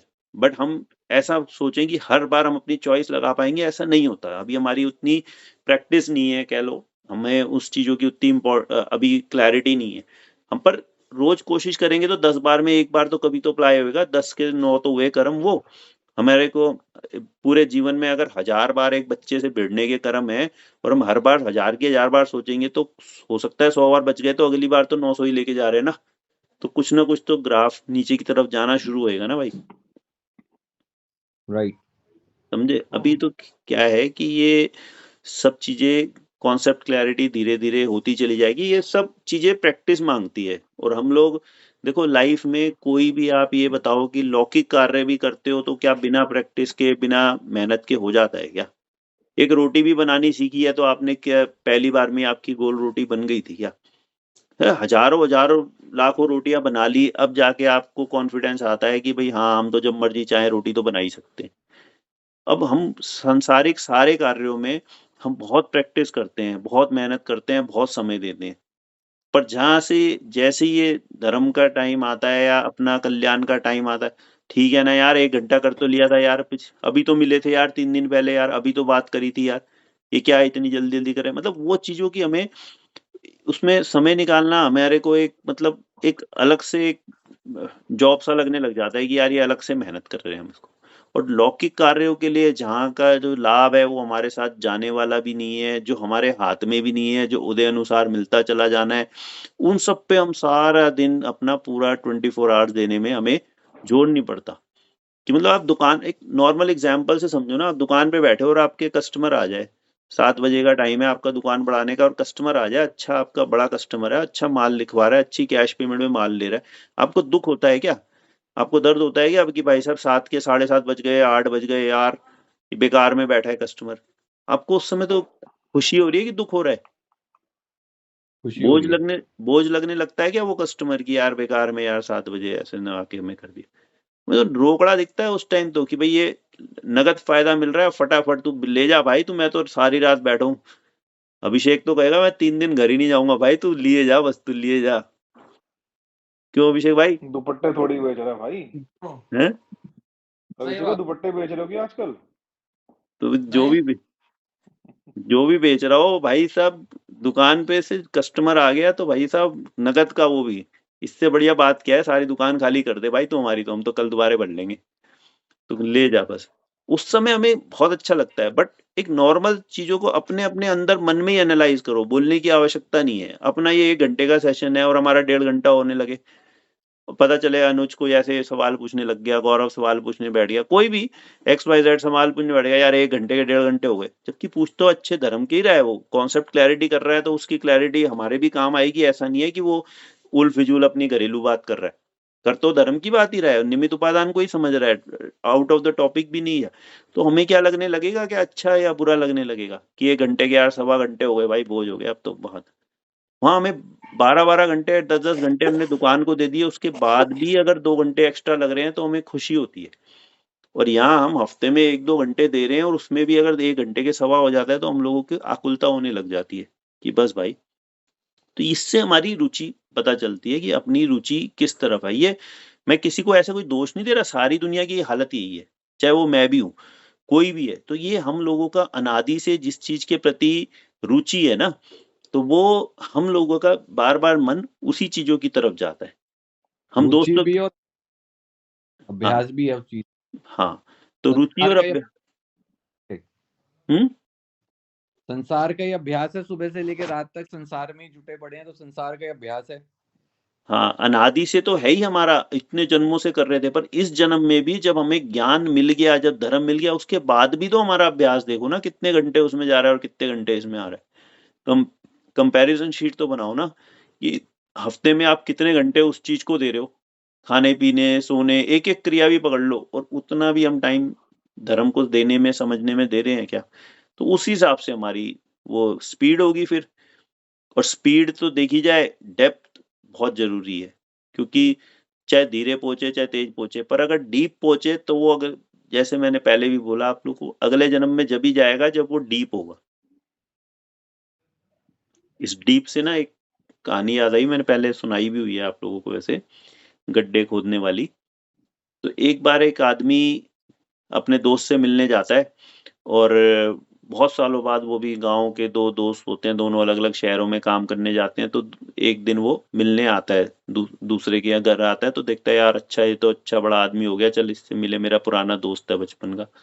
तो बाहर गेट कीपर को बोलता है कि जाके उनको बोलो मैं मिलने आया हूँ, और परिचय देता है अपना। और वो अंदर से आता है, जो कहता है भाई साहब बैठिए आप 5 मिनट, मैं अभी पूछ के आता हूँ जी। वो अंदर जाके पूछ के आता है, तो कहता है भाई साहब जो है ना, वो अभी जो है अभी उनकी शिव जी की पूजा कर रहे हैं, आधा घंटा लगेगा, अभी हम उनको बीच में डिस्टर्ब नहीं कर सकते, उनसे पूछ नहीं सकते, आप यहीं बैठिए। तो ठीक है भाई, बैठ जाता है। आधे घंटे बाद फिर कहता है कि जा भाई पूछ के आ। तो फिर वो दोबारे जाता है, फिर दोबारे देख के आता है, तो कहता है जी अब तो वो ना राम जी की पूजा करने लग गए, इसमें भी उनको आधा घंटा लगेगा, आप डिस्टर्ब नहीं कर सकते, हम बीच में, हमारे पास ऑर्डर है, बीच में नहीं। इस तरह वो तीसरी बार जाता है, हनुमान जी की पूजा कर रहे हैं, चौथी बार जाता है, माता की पूजा कर रहे हैं, और वो इतने में 5वीं बार जब उसको भेजता है ना, तो वो दोस्त को बताता है, को कहता है ऐसे ऐसे, अरे वो भागा भागा आता है, अरे अच्छा ये तो मेरा दोस्त है, तूने पहले क्यों नहीं बताया, उसको बेचारे को 2 घंटे से बाहर बिठा रखा है। तो जब वो बाहर आता है तो वो देखता है, वो जो बाहर बैठा दोस्त था ना, वो गड्ढे खोद रहा होता है। उसने 4 गड्ढे खोदे होते हैं, समझो 3-3 4-4 फुट गहरे 4 गड्ढे उसने खोदे होते हैं, वो गड्ढे खोद रहा होता है बाहर बैठा बैठा। तो बाहर आके कहता है कि भाई तू ये क्या कर रहा है? कहता है भाई मुझे ना प्यास लगी थी, तो पानी निकाल रहा हूँ। तो कहता है ऐसे कैसे पानी निकाल रहा है? तो पानी, इधर गड्ढा खोदा, कहता है यार यहाँ खोदा मैंने 5 फुट तक पानी नहीं आया, मैंने दूसरी जगह साथ में खोदना शुरू कर दिया, वहां देखा वहां भी नहीं आया, तीसरी जगह खोदा, तीसरी जगह भी नहीं आया, चौथी जगह खोदने लगे। कहते पागल है, ऐसे थोड़ी ना पानी आता है, इससे अच्छा तो पानी, एक ही गड्ढे को तू 5 की जगह 10 फुट खोदता, 15 फुट खोदता, 20 फुट खोदता, जब तो उसमें पानी निकलता ना, ये 4 गड्ढे 5-5 फुट के खोदने से पानी कैसे निकलेगा? तो कहता है यही बात तो मैं तुझे समझाना चाह रहा था, ये खड्डे जो खोदे हैं तो प्रेरणा स्वरूप है कहानी की, भाई तू ये कभी ये राम जी को पकड़ लिया, कभी कृष्ण जी को पकड़ लिया, कभी इसको पकड़ लिया, कभी उसको पकड़ लिया, कभी इधर भाग रहा है कभी उधर भाग रहा है, तो ऐसे थोड़ी ना तेरा काम होगा, किसी एक पे चलता है, एक दिशा में चलता है, तब तो तेरा काम होता।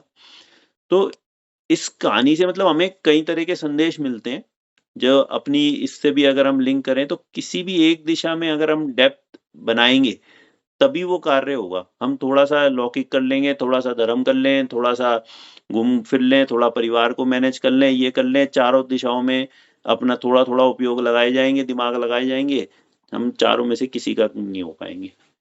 तो अल्टीमेटली हमें कॉन्सेप्ट क्लैरिटी एक दिशा में होनी चाहिए कि भई बाकी सब चीज़ें गौण रूप में चलती रहेगी, अपना परिवार चल रहा है, अपना घर-बार चल रहा है। बट ये चीजें छोड़नी किसी को भी नहीं है, बट एक जगह की मुख्यता होती है अपनी, कि अपनी रुचि किस तरफ है। और रुचि डेवलप ना खाली अपने ये हफ्ते में 1-2 सेशन से नहीं होगी। आपको सबसे अच्छा तो वैसे अध्ययन करना, पढ़ना, पढ़ाना, आपस में कपल में डिस्कशन, ये सबसे ही अच्छा तरीका है जिससे आप डेली बेसिस पे उस चीज से जुड़ सकते हो।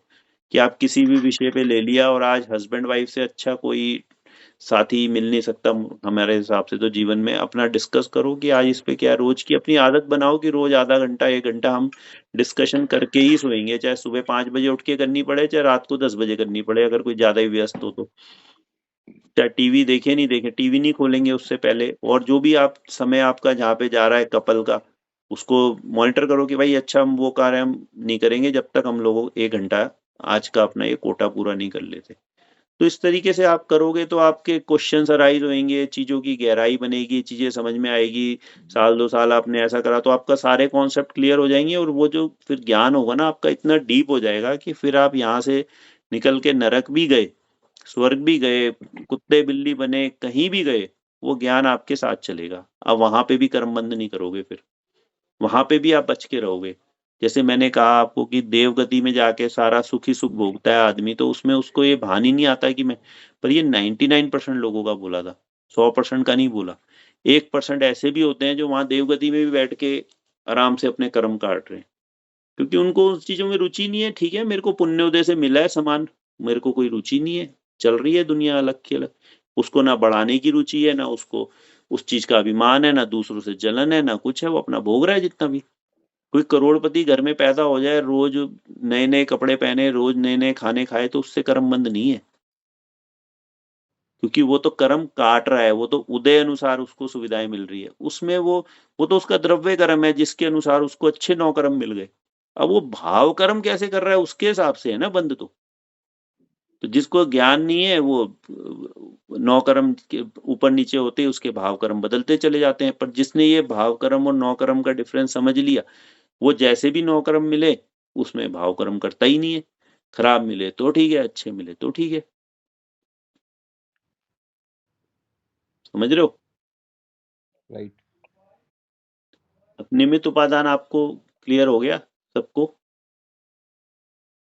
अभी अभी हैं? अभी तक के लिए तो ठीक है। अभी के लिए तो इसका जो है ना, देखो कोई भी टॉपिक शुरू हुए ना तो एक क्वेश्चन जरूर हमारी डिस्कशन में आना चाहिए कि what is the purpose of discussing this thing. मतलब हम लोगों को सबसे पहले ये चीज समझ में आनी चाहिए, इस पे सबसे डेप्थ में सोचना चाहिए आखिर हम इस चीज को डिस्कस ही क्यों कर रहे हैं, इसका फायदा क्या है। क्योंकि जब तक हम खाली डिस्कस करेंगे, उसका फायदा ही नहीं पता होगा, तो उसकी हम एक्चुअली बेनिफिट नहीं उठा पाएंगे। तो हमारा बेनिफिट यही है कि हम निमित्तों को दोषी मानना बंद कर दें। जब आप डिफरेंस करने लग जाओगे ये निमित्त है और उपादान है, और सीधा सीधा आपके दिमाग के अंदर एक फॉर्मूला फिट है कि निमित्त कारण नहीं होता। जैसे ही पता चला ये तो निमित्त है, अरे निमित्त है, इस पे क्या दिमाग लगाना, ये तो कारण ही नहीं है। इसका उपादान कारण कौन है? उपादान ढूंढो भाई, उपादान ढूंढो, वही कारण है। जैसे मैंने पिछली बार एक एग्जाम्पल वो भी दिया था, गाड़ी का शीशा टूटने वाला अंकित को, कि जैसे ही पता चला गाड़ी का शीशा टूटा है तो वो लड़ने लग गया, नाराज हो गया, जितने लोग मौजूद थे उनसे भिड़ने लग गया। पर जैसे ही उसको पता चला कि शीशा तो भाई अमित ने तोड़ा है, उसका सारा गुस्सा शांत हो गया, वो घर का ही मामला है तो क्या बोलेंगे, बात ही खत्म। तो इसी तरीके से जैसे ही आपको पता चलेगा कि जो भी आपके साथ हो रहा है वो आप उसके स्वयं जिम्मेदार हो, उसके उपादान कारण आप ही हो, तो आपको गुस्सा करने का, रिएक्ट करने का कोई कारण ही नहीं बचेगा आपको। जैसे शीतल भाभी सब कुछ ऐसे, अपने ऊपर ही ले लिया तो गुस्सा करोगे किस पे? हाँ ऐसे जो और आपका रिएक्ट बार बार करेंगे ये किसके ऊपर? बट अश्वनी एक चीज मेरे को बताओ, जैसे लौकिक दुनिया में हम कहते हैं कि लोग हीन भावना रखते हैं, हम्म, जैसे कहते हैं अंडर कॉन्फिडेंस है या इंट्रोवर्ट है, या हम्म, काफी लोग होते हैं जो एंजाइटी या डिप्रेशन में रहते हैं कि यार ये मेरी वजह से ही हो रहा है, ये मेरी गलती है या मुझे नहीं आता, जिसको हम नॉर्मल दुनिया में बोलते हैं कि अंडर कॉन्फिडेंस है या इंट्रोवर्ट है। तो ये चीज जो है और जो अभी आप बता रहे हो, इन दोनों का आपस में कोई लिंक है? यूके पास ही ऐसे उसकी चीज ये है ना कि जैसे उसको, जैसे मतलब मैं ऐसे कहना चाह रहा हूँ, इसको ऐसे समझना चाह रहा हूँ, जैसे उपादान में मेरे को पता लग गया कि भी मेरा कुछ ऐसा उदय आया, ये होना था, ठीक है, किसके जरिए हुआ मेरे को उससे टेंशन नहीं होनी चाहिए, उस पर मेरे को नहीं सोचना चाहिए, ये होना था वो मैं समझ लूं और मैं इसको देखूं कि आगे मैं ऐसा कुछ ना करूं कि दोबारा ये स्थिति मेरे जीवन में आए अगले जन्म में या अगले अगले उदय में। ठीक है, भाई देख तो एक उसको तो ये हो गया, दूसरा ये हो गया कि भाई बंदे जैसे मैंने देखा है हमारी लाइफ में भी कई लोग आए हैं, सर्कल में भी लोग आते हैं जिनको हीन भावना होती है कि मैं ही, अरे ये तो मेरी गलती है, अरे मेरी गलती है, अरे मेरी गलती है। इसको हम समझाते भी तेरा इसमें कुछ नहीं है, लेकिन फिर भी रहते हैं कि तो क्या ये दोनों सेम चीज है कि अलग चीज है? देखो इसमें है कि मेरी गलती मेरे लिए है, मेरी गलती दूसरे के लिए नहीं है। एक पहले अभी मैं समझा रहा हूं, पहले समझना कि आज अगर मेरी ऐसी गलती हुई कि जिसकी वजह से मतलब समझो मैं और आलोक एक गाड़ी में जा रहे हैं और मेरी गलती हुई कि जिसकी वजह से आलोक को चोट लग गई, तो उस चीज के लिए मैं अपनी गलती मानता रहूं, लौकिक दृष्टि से तो माननी चाहिए, मैं उसके लिए मनाही नहीं कर रहा हूं। पर अगर धर्म को समझता हूं कि तो उसको आलोक को चोट लगेगी तो आलोक के कर्म के उदय के अनुसार लगेगी, मेरे कर्म के उदय, मेरे किसी भी कर्म के उदय से किसी भी कार्य से उसको चोट नहीं लग सकती। तो अगर मैं आलोक को चोट लग गई और सारी जिंदगी यही गिल्ट में पड़ा रहा हूं कि यार मेरी वजह से लगी थी, उसको मेरी वजह से लगी थी, तो ये इसीलिए पड़ा रहूंगा क्योंकि मैं निमित्त उपादान को नहीं समझता, कर्म की थ्योरी को नहीं समझता। अगर मैं समझता होता तो उसके सामने तो मैं जरूर यही बोलता, भाई मेरी वजह से तेरे को लगी, उसको सॉरी भी बोलता, लोक व्यवहार पूरा पालता। बट अंदर अंदर समझता कि यार इसका भी कैसा उदय आया है यार आज, बता। और मैं भी जबरदस्ती का निमित्त बन गया, इसको लग गई, ठीक है, अब जो भी है, अब कर्म का उदय था अपना, कुछ नहीं पता। तो मेरे को कोई तो डिप्रेशन में जाने का या कुछ नहीं, ऐसा तो नेगेटिव थॉट्स आएगी ही नहीं। हम लोग कहते हैं कि किसी को, जैसे सिंपल ले लेते हैं जी, कुछ लोग इंट्रोवर्ट होते हैं, कुछ एक्सट्रोवर्ट होते हैं, तो वो हमारा बेसिकली नौ कर्म है, उसका उपादान और निमित्त से कोई लेना देना नहीं है। वो हमारा नौ कर्म हो गया एक तरीके से, एक आपका नेचर हो गया, राइट? वो नेचर है ना, पर वो उसका नेचर वो नहीं समझने की वजह से ही तो है ना। चाहे आप इंट्रोवर्ट हो चाहे एक्सट्रोवर्ट हो, दोनों आदमी को धर्म नहीं मिला इसलिए वो ऐसे है। जिसको धर्म मिलेगा वो ठीक ना इंट्रोवर्ट हो सकता ना एक्सट्रोवर्ट हो सकता। ठीक ठीक, वही मैं कहना चाहता, दोनों का लिंक नहीं है मतलब आपस में। हाँ, दोनों को यही है ना कि भाई दोनों में प्रॉब्लम तो सेम ही है ना, कि तुम जो सही कारण है उसको कारण नहीं मान के कुछ और को कारण मान रहे हो। भाई किसी और को नुकसान हुआ और उसको खुद अपने आप को जिम्मेदार मान के आदमी डिप्रेशन में जा रहा है, तो वो निमित्त है सिर्फ एक्चुअल में। भाई जैसे मेरे नुकसान के लिए मैं दूसरे को जिम्मेदार मानना गलत है, ऐसे दूसरे के नुकसान के लिए अपने को जिम्मेदार मानना भी गलत है ना। कहानी तो नहीं नहीं, सेम ही है। मैं सॉरी, मेरा एग्जांपल था अपने जैसे, नहीं मेरा मैं वो नहीं, वो अब गलत डायरेक्शन में चला गया क्वेश्चन। मेरा क्वेश्चन सिंपल ये था कि जैसे कई बार, जैसे सपोज मेरे को आज नुकसान लगा, ठीक है, किसी चीज में, तो एक नेचर होता है, बंदा अपने आप को ही कोसता है कि मेरी गलती थी, जो वो जिसको भाई हीन अपने भावना जनरली नुकसान कहते के हैं। लिए अपने इस जन्म के एक्ट्स को जिम्मेदार मान रहा है ना, वो अपने कर्म को तो थ्योरी को जानता ही नहीं ना। वो तो सोचता है कि मैं अगर ऐसा डिसीजन नहीं लेता, समझो किसी ने शेयर्स में पैसा लगाया और उसको नुकसान हो गया, तो वो अपने उस एक्ट को गलत मानता रहेगा कि यार मैं नहीं लगाता तो अच्छा रहता, नहीं लगाता तो अच्छा रहता। तो वो अपने आप को दोषी मान रहा है, वो अपने भी तो उन निमित्त कारणों को ही दोषी मान रहा है, अपने भी तो उपादान कारण को दोषी नहीं मान रहा ना। वो अपने अगर सही बात को पकड़े कि भाई मेरा उदय ही ठीक है वैसा था, तो वो दुखी हो ही नहीं सकता। वो अपने उदय को मान ही नहीं रहा, वो तो बस अपनी गलती भी कर रहा है, तो वो अपनी लौकिक गलती कर रहा है कि आलोक ऐसा कोई कहे यार मैं ये जमीन नहीं खरीदता तो मैं बेवकूफ नहीं बनता, मेरा नुकसान नहीं होता, वो अपने किसी एक्ट को कर रहा है। क्यों? तो उसमें ये समझने की जरूरत है कि क्या उसके हाथ में था, क्या वो उसको लेना नहीं देना, उसका नुकसान होना था तो वो उदय अनुसार होगा ही होगा ना। पर जब तक आप उसकी ये मतलब सोचे जाओगे। अपने अपने विषय में, अगर आप सिर्फ अपने विषय में, किसी कोई भी थर्ड पर्सन इन्वॉल्व या सेकंड पर्सन इन्वॉल्व नहीं है, अपने विषय में भी अगर आप अपने निमित्त को कोस रहे हो तो वो ठीक नहीं है। आपको उसमें भी अपना उपादान समझना चाहिए कि ये क्यों हुआ, और उसको उस हिसाब से मतलब नॉन रिएक्शन रखना चाहिए as much as possible. Exactly, ठीक है, सही ठीक कारण है, ठीक पता होना चाहिए ना। सही कारण नहीं पता हो, जैसे अभी उस एग्जाम्पल को गाड़ी वाले को ले लें, अगर वो उसको अंकित की गाड़ी को अगर शीशा अमित ने तोड़ा है पर वो वन्नू को ही दोषी मान के भी लड़ रहा है, अपने ही घर के दूसरे मेंबर को भी मान रहा है, तो भी तो गलत है ना। भाई सही कारण तो पकड़ा ही नहीं ना, कारण तो सही पकड़ना है। मूल बात यह है कि आपने अगर उस चीज में बाहर वाले से लड़े तो भी गलत है, अपने ही दूसरे कारण से लड़े तो भी गलत है ना। गलत तो गलत है, आपने सही तक तो पहुंचे ही नहीं। तो जो चीज है तो मैं, हाँ बोलो। मैं इसमें एक बात और बोलना चाहता हूँ, जैसे कि जो ये थ्योरी को समझता है कि भाई ये मेरे कर्म के उदय में आया और इस चीज की वजह से मुझे नुकसान लग गया, अगर वो चाहे कारण अपने आप को ही मान रहा है, जैसे इसमें गौरव भाई ने कहा कि वो अपने आप को कारण मान के डिप्रेशन में चला गया कि मेरी गलती, लेकिन अगर वो कर्म की थ्योरी को मानेगा तो वो यही समझेगा कि भाई ये मेरा इस वक्त कर्म ऐसा उदय में आया कि जिसकी वजह से मुझे नुकसान लग गया, लेकिन कर्म कभी अच्छा भी आएगा तो उस चीज का नुकसान उस टाइम पे नहीं लगेगा, मतलब उसका फायदा भी मिलेगा। अगर वो कर्म की थ्योरी को नहीं मानेगा तो वो डिप्रेशन में जाएगा, क्योंकि वो सोचता रहेगा कि मेरे इस कारण, मेरे कर्म, ये जो मैंने अभी करा, इस क्रिया की वजह से ही मुझे नुकसान लगा है। वो कर्म के को तो नहीं जान रहा, वो क्रिया को ही पकड़ रहा है। उसकी वजह से अपने आप को जो है समझ में फिर ठीक है ना, सबको क्लियर है ना ये पॉइंट कि भाई अपना अगर सही कारण को पकड़ोगे तो कारण बदलते रहेंगे, कभी अच्छा बुरा आया तो कभी अच्छा भी आएगा। आपकी दृष्टि तो सही कारण पे है तो, पर आप अगर गलत कारण देखो, इसके लिए ना एक बड़ा अच्छा और एग्जाम्पल आता है कि एक कोर्ट में ना केस हुआ, रामलाल ने एक आदमी का खून कर दिया।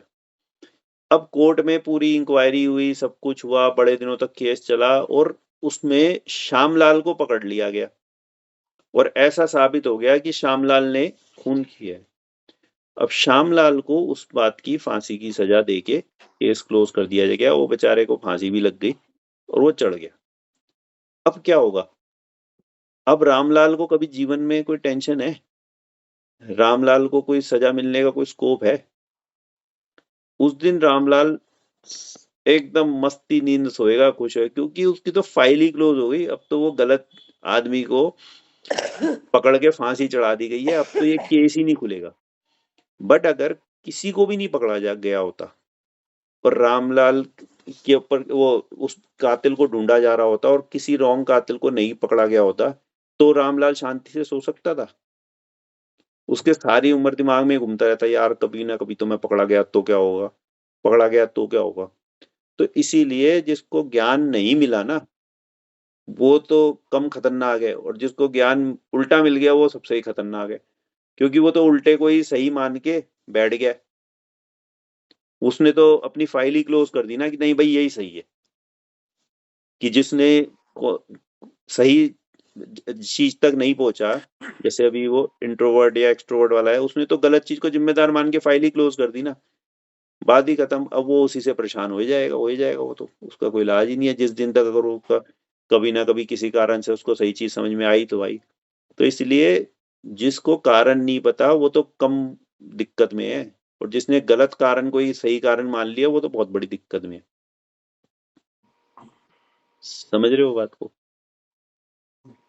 तो इस चीजों को समझो। मतलब innocence is bliss, half knowledge is dangerous. सही है ना। तो इनोसेंस वाले को तो इनोसेंस इज लाइक ना प्लॉट की, आप उस पे ना कैसी भी बिल्डिंग बना सकते हो, और एक पुराने बिल्डिंग को मॉडिफाई करना हो तो वो ज्यादा टेढ़ा काम है ना, उसमें ज्यादा कलेश का काम है। ये चीजें सीधी सीधी है, अपने को नया प्लॉट ही मिल गया तो उस पे तो कोई दिक्कत नहीं। बच्चा है आपके पास, पैदा हुआ है अभी, उसको आप, कच्ची मिट्टी है उसको आप जैसे भी डाल लो, थोड़ा सा वो हो जाता है। पर अगर आपका डल गया वो उसमें गलत दिशा में, तो उसको सही करना बड़ा मुश्किल हो जाएगा।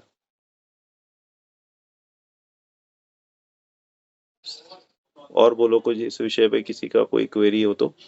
मतलब इसका यार मेन तो एक ना बहुत ही लैटरल क्वेश्चन है, बहुत ही डिफरेंट सा है। भी मैं प्रियंका यही डिस्कस कर रहे थे, अगर जैसे कहीं कहीं ये इंसान कहीं इस सोच में ये तो ना सोचने लगे ये तो मेरा है बचाव का रास्ता निकल गया, कि मैंने कुछ गलत भी कर दिया और ये सोच के निकल जाए कि यार ये तो मेरा उदय आया था, मेरे को गलत करना था, और वो कभी अपने आप को सुधारे ही ना, तो बीच मतलब एक बचाव का रास्ता नहीं, एस्केपिज्म शुरू कर दे कि ये तो मेरे मेरे हर चीज उदय पे डाल दे कि जी ये तो मेरे को गलत करना था तो मैंने कर दिया, तो मेरा निमित्त ऐसा था, तो उस चक्रव्यूह से कैसे बच सकता है आदमी? वो चक्रव्यूह नहीं है भाई, वो तो सॉल्यूशन है। हर हम्म चीज तेरे साथ गलत भी आ रही है तो तेरे को यही करना है कि तेरे उदय अनुसार है। सही भी आ रही है तो तेरे उदय अनुसार है, क्योंकि जो तेरे उदय में आ रहा है वो तो तू वैसे भी नहीं बदल सकता, गलत आए चाहे सही आए। अगर तू उसको एज इट इज एक्सेप्ट करना शुरू कर दे तो तुझे कम से कम नए कर्म बनने तो बंद हो गए, क्योंकि तू सही चीज समझ रहा है ना, अब सही कारण को पकड़ लिया है तूने, तो अब तेरे नए कर्म बनने बंद हो गए, पुराने को तो ठीक। तो बेसिकली हम ये जो एस्केपिज्म की बात सोच रहे हैं कि तो यही मोक्ष, यही अपना विरागत है।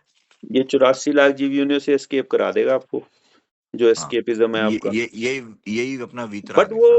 वो मायाचारी नहीं होनी चाहिए, वो मतलब बेवकूफ बनाने वाली बात नहीं है कि गलत कर दो और मन में तो है कि अच्छा है यार इसको आज गलत कर दूं, और उसको खाली वर्बली आप बोल दो नहीं नहीं भाई तेरे उदय से हुआ है मैं क्या करूं।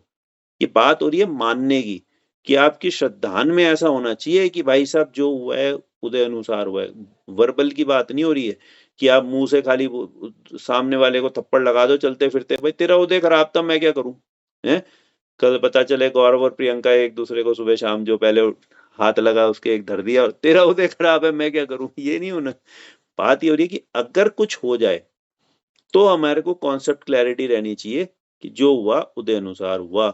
बट ये नहीं है कि भाई हम उसको मानते तो है नहीं, सिर्फ बोल रहे हैं तो कोई फायदा नहीं है, वो तो और उल्टा कर्म मतलब बन अपने जाएगा। श्रद्धान में वो एक तरीके से आप मतलब नो रिएक्शन रख रहे हो, हम्म, तो ये सही है, नहीं तो फिर ये हाँ, खाली भाव कर्म ही जुबानी बोल रहे हो तो उससे कुछ काम नहीं होने वाला, वो तो तो वो उल्टा तो काम अपना ही भाव होगा। कर्म ही बन रहा है वो तो।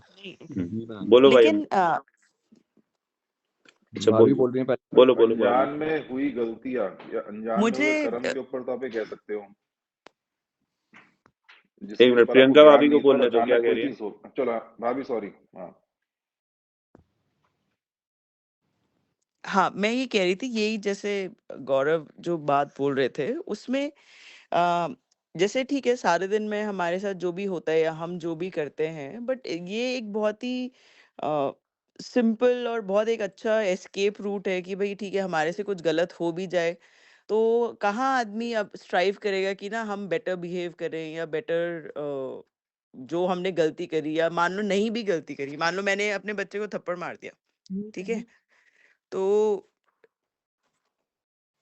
मुझे लगता है कि हाँ ठीक है उस वक्त मैं शायद डांट भी सकती थी या नहीं मारना चाहिए था या कुछ, तो फिर अगर मैं कल अगले दिन क्यों सोचूंगी कि ना कि मुझे ऐसा नहीं करना चाहिए, क्योंकि मैं सोचूंगी हाँ ऐसा उदय आया था तो ऐसा कर्म हो गया, तो ठीक है मेरे भी मन में फिर कोई भावना, मैं भी सोचूंगी हाँ मैं क्यों कोई भाव रखूं कि हाँ मैंने गलत किया या मुझे इसको बेटर करना है, तो तो रखना ही क्यों है उसको, क्यों रखना है, गिल्ट में रहना कोई अच्छा भाव है क्या।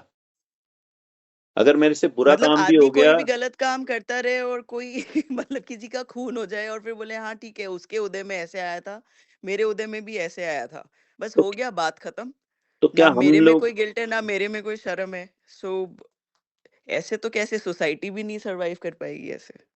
देखो जिसकी ऐसे भाव हो जाएंगे ना उसको ऐसे कर्म आएंगे भी नहीं। आप ऐसा चीज को समझ रहे हो ना, ये इतना सिंपल, मैंने इसलिए बीच में ये चीज एक डिस्क्लेमर लगा दिया है कि ऐसा भाव मन वचन काया से होना चाहिए श्रद्धान में, खाली बोलने के लिए नहीं कि आप किसी का खून कर दो और जो कोर्ट में जाके ये गवाही नहीं चलेगी कि भाई साहब आपने, मेरे को क्या पता उसके उदय के उदय थे। आपके मन में पर अगर आपसे कोई पाप हो गया और अगर इसमें हमें ये एस्केप रूट ना मिले तो दुनिया में किसी का मोक्ष ही ना हो पाए, क्योंकि दुनिया में ऐसा कोई इंसान नहीं है कि जिससे पाप हुए नहीं है। अगर हम सिर्फ पापों को पकड़ के बैठे रहे ना तो हम कल्याण का मार्ग ही हमारा बंद हो जाएगा, फिर तो हम उसी चीज को सोचते रहो मैंने इस जन्म में ये किया है, मैंने उस जन्म में वो किया है यार, मैंने ऐसे आपका कोई ये पहला जन्म है क्या। ऐसा कोई जन्म आपने, अनंत जन्म हमने लिए हैं, ऐसा कौन सा पाप है जो हमने एक दो बार हजार बार नहीं अनंत बार नहीं किया। हमने अनंतों मर्डर कर रखे हैं, अनंत बार उल्टे सीधे काम कर रखे हैं, जो जो क्राइम होते हैं ना वो अनंत बार कर रखे हैं।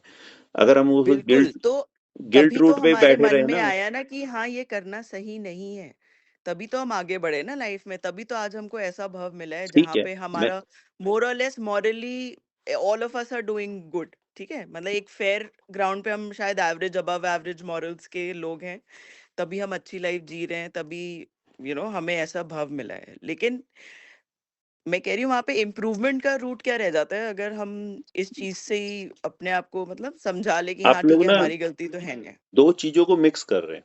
एक है कि वो ठीक है कि नहीं है, तो ठीक तो हमने बोला ही नहीं वो है, हम कब कह रहे हैं वो ठीक है। बट दूसरी बात है कि क्या मैं उसको अवॉइड कर सकता था, क्या मैं उसको रोक सकता था, क्या मैं उससे बच सकता था?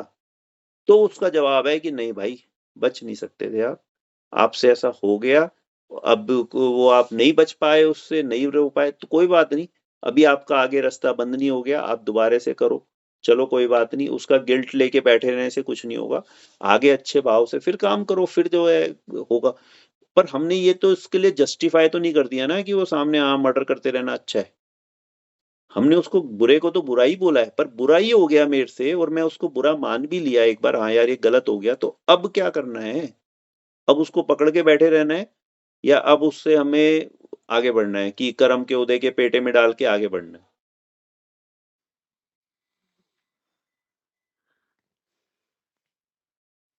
क्वेश्चन तो यहाँ मतलब मॉरल ग्राउंड्स पे ना ये कुछ समझ में मुझे कम आ रहा है ये चीज ना कि भाई मॉरली कहाँ ये बात फिट होती है भाई कि हमारे से आज पता है क्या, ये तो चलो हमने एक जैसे कोई मर्डर का केस ले लिया या कुछ जो लीगली जो मान लो हमारे ह्यूमन मैन मेड लॉज है उनके खिलाफ है, राइट? तो हमें लग रहा है कि हाँ चलो आपको सजा मिल जाएगी तो चलो उसका आपको फल मिल गया, लेकिन हम तो अभी प्रकृति के नियमों की बात कर रहे हैं ना। तो देखो, यहाँ पे इसमें चीज वही मैं आपको समझा रहा हूँ कि सही और गलत एक अलग पैरामीटर है जिसपे हम चीजों को नापते हैं। कार्य हुआ, वो हमारे हाथ में था या नहीं था, ये एक अलग पैरामीटर है। हम इन दोनों को जब जब मिक्स करेंगे ना, तब हम कंफ्यूज होंगे। जब हम गलत करके आ गए, हमसे गलत हो गया, ठीक है, अब वो पर हम चाहते तो नहीं थे ना वैसा, उसमें वो हमसे क्रिया ही तो गलत हुई ना, हमारा उसमें अभिप्राय कैसा था, उसमें हमारे परिणाम कैसे थे और हमारा क्रिया कैसे। अब हमसे कुछ समझो, मेरा अभिप्राय और परिणाम दोनों अच्छे हैं, पॉजिटिव है, बट मेरे से क्रिया हो गई कि मेरे से किसी का मर्डर ही हो गया, ठीक है। अब उसमें हम्म। क्या करें हम, बताओ? उसमें जब हमारा उस चीज को अगर हम ये लेके गिल्ट को बैठे रहें कि भाई ये तो काम बुरा हो गया, ये तो बुरा हो गया, तो हम तो आगे वाले जो आने के मौके हैं कर्म को काट के आगे बढ़ने के, वो भी सारे खत्म कर दिए ना फिर हमने। फिर हम तो बस उसी गिल्ट में अपना ये भव ही पूरा का पूरा वेस्ट कर देंगे, फिर इसी भव में जीते अच्छा, रहें। ये चलो इसमें एक स्ट्रेट फॉरवर्ड था। मान लो सपोज जो आपने एग्जाम्पल लिया कि भाई आप और आलोक गाड़ी में जा रहे हैं एंड एक्सीडेंट हो जाता है और आप लोग दोनों को थोड़ी थोड़ी चोट आई, ठीक है।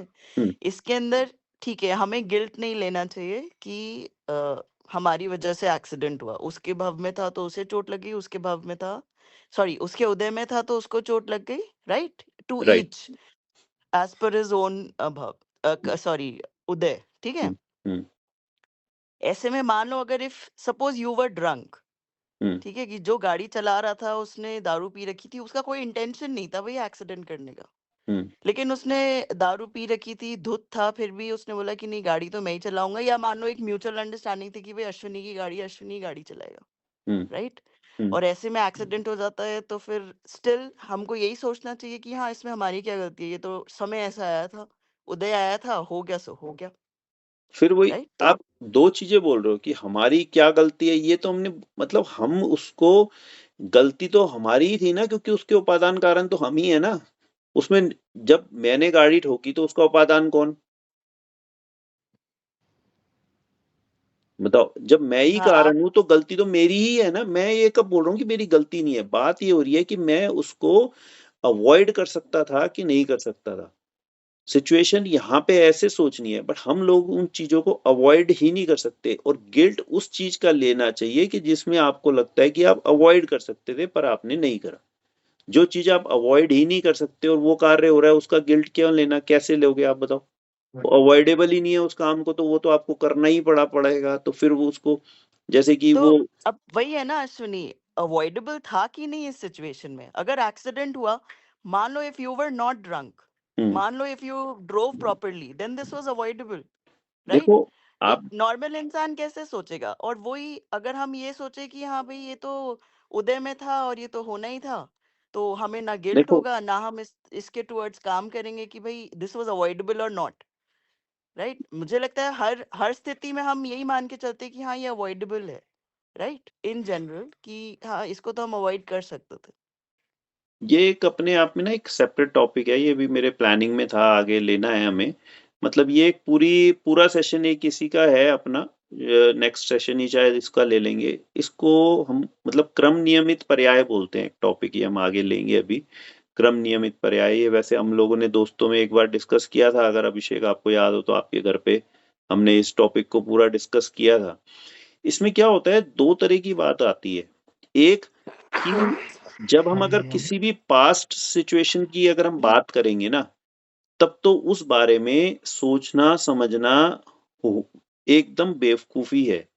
मतलब कर्म दृष्टि से बात करें तो, कि जो हुआ वो एग्जैक्टली वैसा ही होना था, वो 100% ही वो अवॉइडेबल नहीं था। पास्ट की किसी बात पे चर्चा करना, उसका गिल्ट लेके बैठना, उसको मैं ऐसा नहीं करता तो, मैं शराब नहीं पीता तो, मैं गाड़ी नहीं चलाता तो, ये सब बातें उल फिजूल, सिर्फ अपने नए कर्म बांधते जा रहे हो। जितनी देर सोच रहे हो उतनी देर भी, चाहे आप गिल्ट में सोच रहे हो तो भी नए कर्म बांधते जा रहे हो, क्योंकि उस समय भी आपकी दृष्टि में ऐसा लग रहा है आपको कि I could have changed it.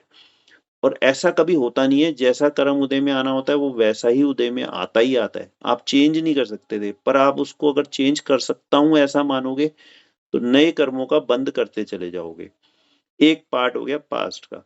But future के लिए हमें कैसे करना है, तो फ्यूचर के लिए हम उसको अपना आदर्श नहीं मान सकते कि हाँ भाई उदय में जैसा आना होगा वैसा ही आएगा। हम एग्जामिनेशन बोर्ड में एक मतलब एग्जाम में ब्लैंक पेपर नहीं छोड़ के आ सकते कि अपना जैसा खाली छोड़ा है भाई, पास होना होगा तो हो जाऊंगा, नहीं होना होगा तो नहीं होऊंगा। हम अपनी एफर्ट्स करके आते हैं, बट उसके बाद भी अगर हम फेल हो गए तो हम किसको दोषी देंगे? तो उसको उपादान कारण कोई, भाई हम ही, हमारा उदय ही ऐसा था। तो जब हमारा एक्सीडेंट हो गया उसके बाद तो यही बोल के तसल्ली करनी ही चाहिए कि ठीक है, हमसे गलती हुई, हम भुगतेंगे, अब जैसा भी हुआ, अब आगे पर ये अच्छा काम नहीं है। But this will not ensure कि दोबारा जिंदगी में ऐसा काम नहीं होगा। फिर उदय आएगा तो दोबारा भी हो सकता है, आप कहोगे यार इसने तो सबक ही नहीं सीखा यार, एक बार करके ये दोनों ये काम करा है, 6 महीने बाद, साल बाद ये फिर यही काम कर रहे हैं यार। हो जाता है ऐसा भी। बट वो हम लोग उस चीजों को मतलब अच्छा नहीं बोल रहे हैं, करने योग्य नहीं बोल रहे हैं। करने के बाद उसको आपको उदय के पेटे में डालने के अलावा कोई ऑप्शन नहीं है। जितनी जल्दी आप उसको उदय के पेटे में डाल दोगे, आप रिलीव्ड होगे, आप आगे बढ़ोगे, आप कर्म बंधन से रुक जाओगे। और जब तक आप हुए हुए कार्य को, उसके कारणों में के पीछे उसको परेशान होते रहोगे, खुद के लिए भी या दूसरों के लिए भी, आप नए नए कर्म बांधते रहोगे। चाहे आप खुद को जिम्मेदार मानते रहो, चाहे दूसरों को जिम्मेदार मानते रहो, चाहे गिल्ट में रहो, चाहे एक्सट्रोवर्ट रहो, चाहे इंट्रोवर्ट रहो, जिस भी भाव में रहोगे आप नए कर्म बांधते ही जा रहे हो। थोड़ा और क्लियर हो जाएगा। अभी मुझे पता है ये इतनी जल्दी क्लियर होने वाला टॉपिक नहीं है, इसमें तो थोड़ा सा हार्ड हाँ वर्क लगेगा। बट सोचो, मैं कहता हूँ सोचो नहीं, और विचार। डेफिनेटली ये सब थॉट्स आ रहे हैं दिमाग में, ये क्वेश्चंस आ रहे हैं दिमाग में, इसी वजह से मैंने पुट अप किया। नहीं ठीक है, अच्छा है, क्वेश्चन दिमाग में आना अच्छी मैं बात एक है। बात कहना चाहूंगा इसमें कि जैसे मेजरली जो हमारा ये टॉपिक समझने का जो रीजन है वो पोस्ट इवैल्यूएशन है, प्री इवैल्यूएशन तो है नहीं। हम क्वेश्चंस पूछ रहे हैं प्री इवैल्यूएशन पे कि हम कर लें और फिर उसको ऐसा मान लें। कर लेगा प्री इवैल्यूएशन वाला तो ये टॉपिक ही नहीं है। निमित्त उपादान बेसिकली जो समझने का कारण है कि हम पोस्ट एनी डीड, हम उसके जो कारण निमित्त और उपादान समझ के अपने आप को आगे उस जो निकल चुका उसके ऊपर होने वाले कर्मों से बचा सकें। सिर्फ यही ये टॉपिक है, और इसके बहुत अलावा बढ़िया, में कुछ अपने को प्री डिटर्मिनेशन के लिए नहीं है ये टॉपिक। बहुत बढ़िया पॉइंट ये भाई ने बोला। मतलब मैं ये मिस ही कर गया था ये पॉइंट, कि इसमें निमित्त उपादान में समझने में यही चीज समझ में आती है कि निमित्त और उपादान कार्य होने के बाद ही बनते हैं। बनते हैं, कार्य उसको तभी होने से समझेंगे, पहले, प्री डिटर्मिनेशन नहीं करेंगे। हाँ, कार्य होने से पहले हम किसी भी चीज को निमित्त कारण नहीं बोल सकते, उपादान कारण नहीं बोल सकते। अगर कार्य हो जाए उसके बाद ही डिसाइड होता है कि इसमें कौन था निमित्त था और कौन उपादान था। ये बहुत ही अच्छा इंपॉर्टेंट पॉइंट अभिषेक ने एनालाइज करके ये बताया, और बहुत अच्छा। ये मैं मिस ही कर गया हूँ, दोनों सेशंस में ये चीज तो जरूर आनी चाहिए थी, बट हम मिस कर गए इस बात को, क्योंकि और कि इसमें मैंने एक चीज और समझी है बोलिए। कि जैसे जैसे हमारे अभिप्राय और क्रिया और ये वाला जो टॉपिक था इसमें 3 चीजें थी, परिणाम वगैरह, जिसमें हाँ, वैल्यूएशन हमारे अलग अलग थे। ऐसे ही निमित्त और उपादान में जैसे सिर्फ आप स्वरूप बदलने वाला कह सकते हो कि कोई चीज का फॉर्म बदल जाए वो उपादान हो जाए, इसमें उपादान के भी लेवल्स अलग अलग होंगे। और उपादान हर जगह ऐसा नहीं होगा कि स्वरूप चेंज हो जाएगा। हाँ सही है। और हाँ, और इसमें भी अपने को ना फिर पहले तो अपना माइंड ये क्लियर करें कि हमें अभी प्री पे बात करनी है कि पोस्ट पे। जब पोस्ट पे बात करेंगे फिर उसके बाद पोस्ट उसके एनालाइजेशन के लेवल्स अलग अलग होंगे और फिर उसके उस हिसाब से उसके ऊपर में हम डिस्कशन कर सकते हैं। बिल्कुल, मतलब कि ये चीज तो आपको एकदम सबसे पहले समझ लीजिए कि भाई कार्य होने के बाद ही वो निमित्त नाम पाता है और उपादान नाम पाता है। कार्य हुए बिना एक मतलब समझो, अभी हम वही जैसे इसमें एग्जाम्पल में तो हमने बोली दी थी ये बात कि मिट्टी का ढेर अलग पड़ा है, तो अभी हम उसको घड़े का उपादान कारण नहीं बोलते। अभी कुम्हार अलग खड़ा है, उसको हम घड़े बनाने का निमित्त कारण नहीं बोलते। क्योंकि पर मिट्टी के जब वो ढेर को उस बोल देंगे तो सारी मिट्टी यूज नहीं हो रही है। हाँ जो मिट्टी यूज हो रही है सिर्फ वही के वही सिर्फ उपादान है। बिल्कुल, और वो उस मटके की उपादान है। सारी हाँ, मिट्टी उस सारे मटकों की उपादान नहीं है। जिस मिट्टी हाँ, से जो मटका बना है वो मिट्टी उस मटके रूप का उपादान कारण है। सारी मिट्टी सारे का उपादान कारण नहीं होती, और हर मिट्टी इतनी बीज पड़े हैं, वो सारे बीज पेड़ बनेंगे क्या? उनकी कोई लायकात है पेड़ बनने की, बट वो सारे पेड़ तो नहीं बनेंगे ना। तो इसीलिए वो जितने भी निमित्त उपलब्ध हैं वो अपना कार्य कर पाएंगे, इसकी कोई संभावना नहीं है। ये तो जितने कार्य होने हैं उससे अनंत गुना निमित्त उपलब्ध है, पर कार्य नहीं होना, और उपादान भी उससे अनंत गुना उपलब्ध है, पर वो कार्य नहीं होना तो नहीं होना। जब वो दोनों इन दोनों का जब संयोग बनेगा निमित्त और उपादान का, तभी वो कार्य वो फलित होगा और उसके बाद हम उसकी इवैल्यूएशन करेंगे। हाँ, जब कार्य हो जाएगा उसके बाद हम कहेंगे इस कार्य में कौन निमित्त था कौन उपादान था, भाई आ जाओ सामने सामने, उसको वैसे वैसे तिलक करो, आगे बढ़ो। जब तक उसमें यही है कि भाई सबसे मेन जो मतलब लेडीज का जो सबसे बड़ा कंसर्न रहता है बच्चों को लेके सारी जिंदगी, उसको यही समझ में आना चाहिए। तो शीतल भाभी का तो एकमात्र कंसर्न रहता है कि उनके बच्चे थोड़ी उनके पास है भी थोड़े ज्यादा, तो उनको थोड़ा संभालना भी पड़ता है। वो भाभी बाहर हो गए आप सीन से। तो क्या है कि वो बच्चों की अपनी अपनी लायकात है, अपनी अपनी उपादानगत योग्यता है। हम तो सिर्फ उसके निमित्त कारण है, हम उसको अच्छा देने की भाव ही रखेंगे, और क्या कर सकते। बाकी उनकी योग्यता अनुसार ही कार्य हुआ, कार्य उसके उपादान के हिसाब से ही होगा, और जब जब जो जो कार्य होना होगा वो होता चला जाएगा अपने आप। हम उस चीज को चेंज नहीं कर सकते। सबसे मेन जो बात है ना वो ये समझने वाली है कि ये सारी बातों का जितनी भी हम सेशंस करें, लास्ट में जो बात आएगी ना, जो भी हमारे साथ हो रहा है ना, हम क्या उसको चेंज कर सकते थे क्या जो हो चुका? तो वो आंसर आपका नो ही आएगा कि जो चीज भी हो गई ना उसमें आप कुछ भी नहीं कर सकते थे, वो वैसी ही होनी थी। अब आप होए पीछे उसको गलत माने जाओ, उसको चेंज कर सकता हूँ ऐसा माने जाओ, तो वो सब आप बेकार नए कर्म बंद करते रहोगे, कुछ नहीं होनी जानी। उस पर रिग्रेट करोगे, गिल्ट करोगे, कुछ भी करोगे, बोस्ट करोगे, सारे आपके कर्म बंधन के कारण ही बनेंगे। ठीक है ना?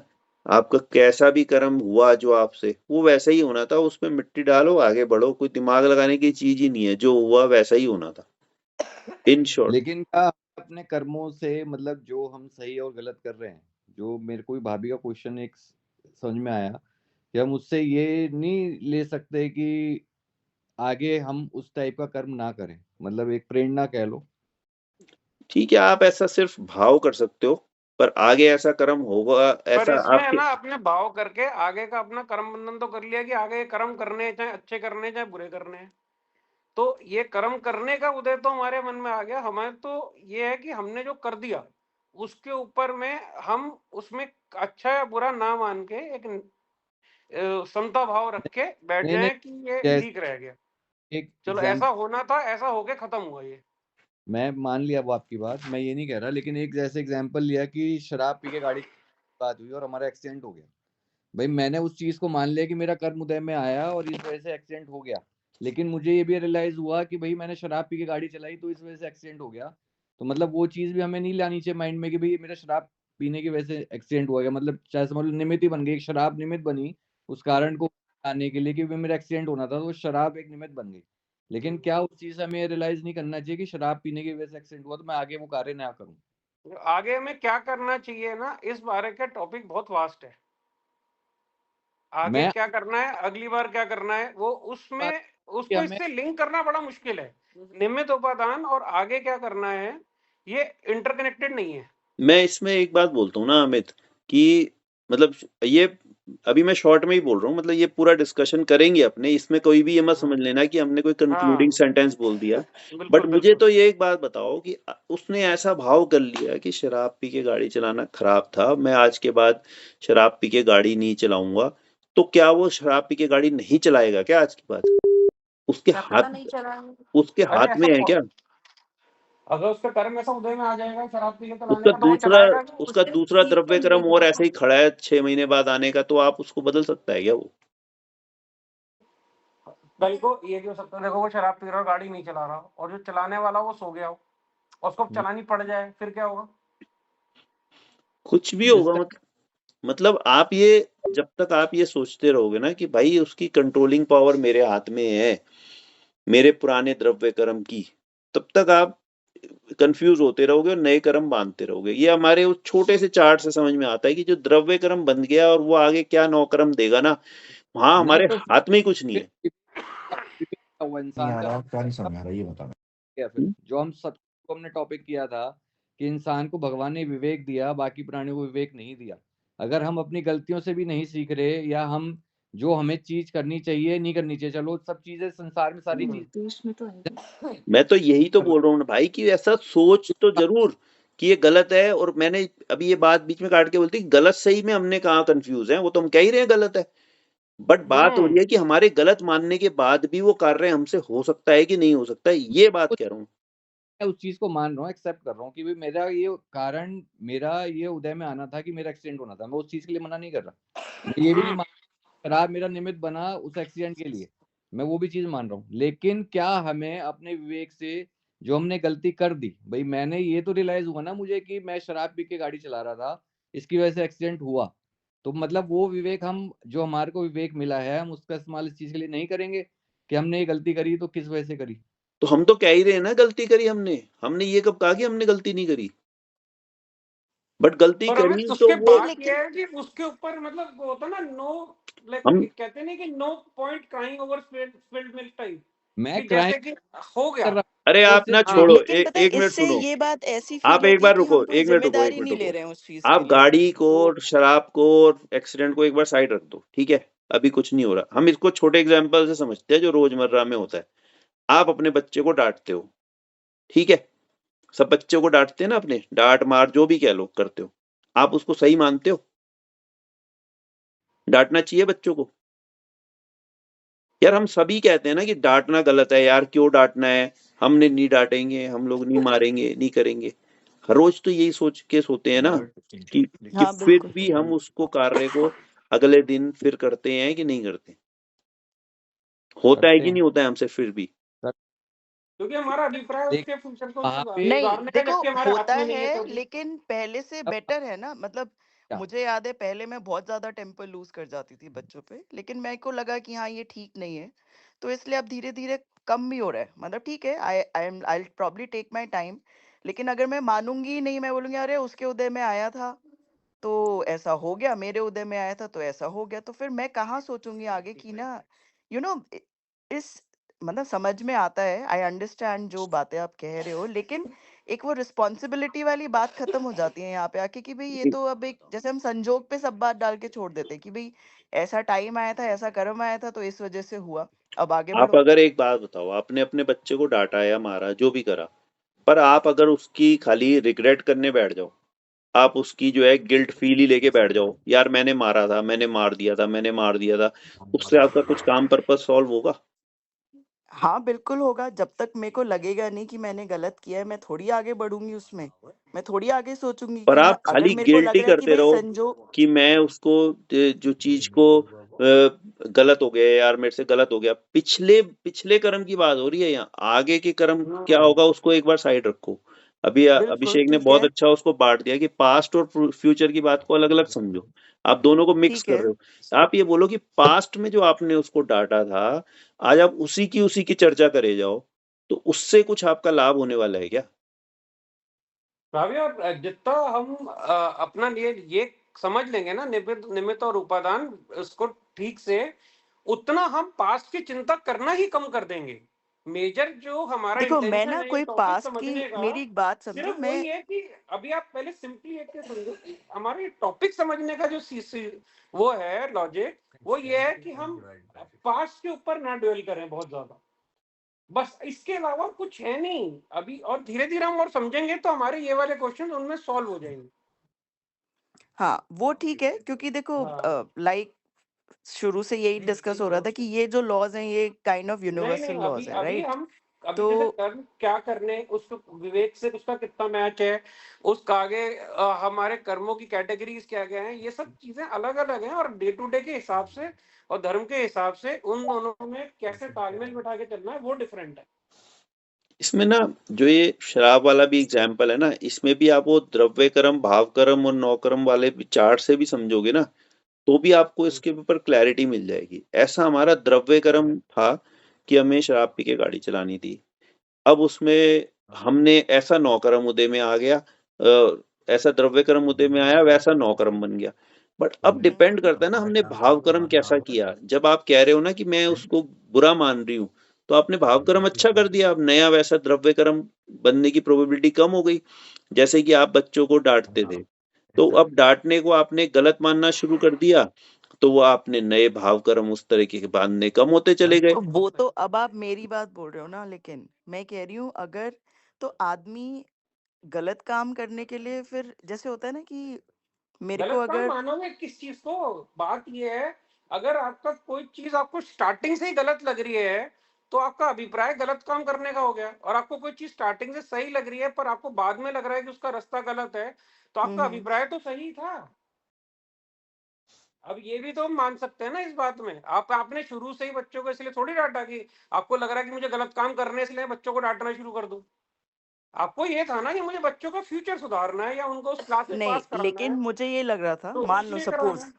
I am taking a hypothetical example, मान लो बच्चे के पहले एक बार ऐसा हुआ कि हाँ मार्क्स एकदम अच्छे नहीं आए, ठीक है, 0 आ गया उसको, तो मैंने उसको अच्छे से लगा दिया 2-4, और फिर बहुत स्ट्रिक्ट हो गई मैं उसके साथ, कोई एंड लाइक अच्छे मे से, बी। अगर एक बात इसमें मैं आपके बीच में काट रहा हूँ, उसका जीरो हाँ आया तो उसको सिर्फ हाँ, वहीं तक ही पढ़ना था, तो भी आप उसको डांटोगे क्या? कि सपोज ये उसकी लास्ट क्लास है, इसके बाद उसने कभी भी नहीं पढ़ना और उसका जीरो आ गया, तो आप उसको उतना ही मारोगे कि आप उसको अगली क्लास के लिए प्रिपेयर कर रही हो कि अगली क्लास में तेरा जीरो नहीं आना चाहिए? वो तो मैं, देखो नहीं, आप ही मैं पहले इसमें इसमें आप मेरे को डिफरेंस बताओ कि मैं तो आपका आप अपने उसका रिएक्शन की लास्ट बात क्लास है, कर रही हूँ उसकी ना लाइफ की लास्ट अभिषेक, क्लास है। मैं तो अरे, अपने रिएक्शन की बात कर रही हूँ अपने कि रिएक्शन, चलो, आप ही का रिएक्शन पूछ रहा हूँ भाभी कि मतलब अगर वो हाँ पूछ बच्चे रहा का है, ये लास्ट अभिषेक क्लास है। अभिषेक का पॉइंट ये है भाभी कि मतलब आपको वो लग रहा है ना कि वो चीज रिपीट होगी, तो आप उसको सुधारने का भाव वो कर रहे हो। पर और कोई रख रही अगर हो आप, नॉन रिपीटिंग हाँ, वाली चीज हो जो आगे होनी ही नहीं हो, तो भी आपका रिएक्शन सेम रहेगा कि नहीं रहेगा? सेम ऐसा। रहेगा क्या? मैं अपना ऐसा नहीं रिएक्शन रहेगा ही भाभी, तो, कभी भी नहीं रहेगा। क्योंकि हमारा भाव हमेशा किसी भी टेस्ट में बच्चे के मार्क्स कम आएंगे, या कोई बच्चा गेम खेलेगा, या कोई बच्चा म्यूजिक करेगा, या कोई बच्चा पढ़ाई से छोड़ के भाग जाएगा, उन सब के हमारे भाव यही रहेंगे कि ये आगे अपना फ्यूचर सुधार ले। तो हमारा जब तक ये भाव रहेगा आगे अपना फ्यूचर सुधार ले, तब हम अपने एक्शंस करेंगे। उन एक्शंस को हम बाद में गिल्ट में ना लें, इसीलिए निमित्त और उपादान कारण हम समझेंगे। और मैं वही बात कह रही हूँ कि ये एक्शन जो मैंने किया वो मेरे हिसाब से ठीक नहीं है एक्शन, कि हाँ कब ठीक है ठीक नहीं था? जब आपने करा था कि जब बाद में आपको लगा? मैं एक, नहीं, हाँ जब ऐसा आपने कर चलो रही मान थी, लो जब मैंने, आपको एक्शन, जब आप डांट रही थी, उस टाइम पे भी आपको लगता जा रहा था कि मैं गलत कर रही हूँ? नहीं, उस वक्त तो तो मुझे लग बाद रहा में था मैं आपको सही लगा कर ना, रही हूँ, आपको बाद में लगा कि ये गलत है? हाँ, कि बाद में आपने बाद में ओवर चलो मुझे थिंकिंग लगा करी, कि हाँ बाद मुझे में आपने ओवर थिंकिंग करी कि मैंने गलत कर दिया। ओवर थिंक, दैट इज हाँ, एग्जैक्टली मतलब माई पॉइंट थिंकिंग ना, करी, चलो ओवर थिंकिंग नहीं, थिंकिंग करी कि मैंने गलत कर दिया। हाँ बाद में मुझे लगा कि हाँ तो मुझे ऐसे फिर नहीं उस रिएक्ट टाइम करना पे चाहिए। बजाय अपने एक्शंस के बजाय बाद में हम उन एक्शंस के रीजन और उसका एक्शन जो हो गया उसको अलग अलग रख के अगर हम समझेंगे तो हम इस थिंकिंग से बच जाएंगे। हमें उस पे समझना है, हमें ये नहीं समझना कि हम जो एक्शन कर रहे हैं, जो हमें करना है वो गलत है या सही है। हमने जो कर दिया उसके ऊपर हमारी क्या थिंकिंग होनी चाहिए, उसमें हमारी लॉजिकल थिंकिंग होनी चाहिए कि इस एक्शन का कारण था कि इसके टेस्ट में 0 आए, इसकी वजह से ये एक्शन हो गया और इसका उपादान है कि लड़के बच्चे को थप्पड़ पड़ गया, बस खत्म हो गई बात। तो इसमें जो मेरा आगे का कर्म बंधन है मुझे अपना न्यूट्रलाइज करना है, क्योंकि ये कर्म एक आया था, कर्म उदय में आया, बच्चे को थप्पड़ पड़ना था तो इसके निमित्त बन गए और ये खत्म हो गई बात।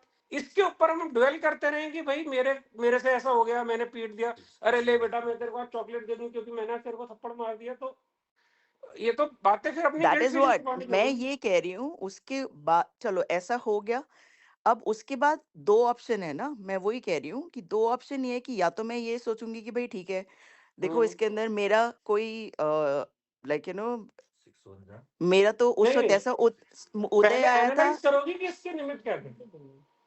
हाँ हाँ वही मान लो हाँ मैं हाँ ये कहूंगी कि मेरा उदय के अनुसार ये उपादान आया, निमित्त आया, तो ऐसा हो गया, ठीक है।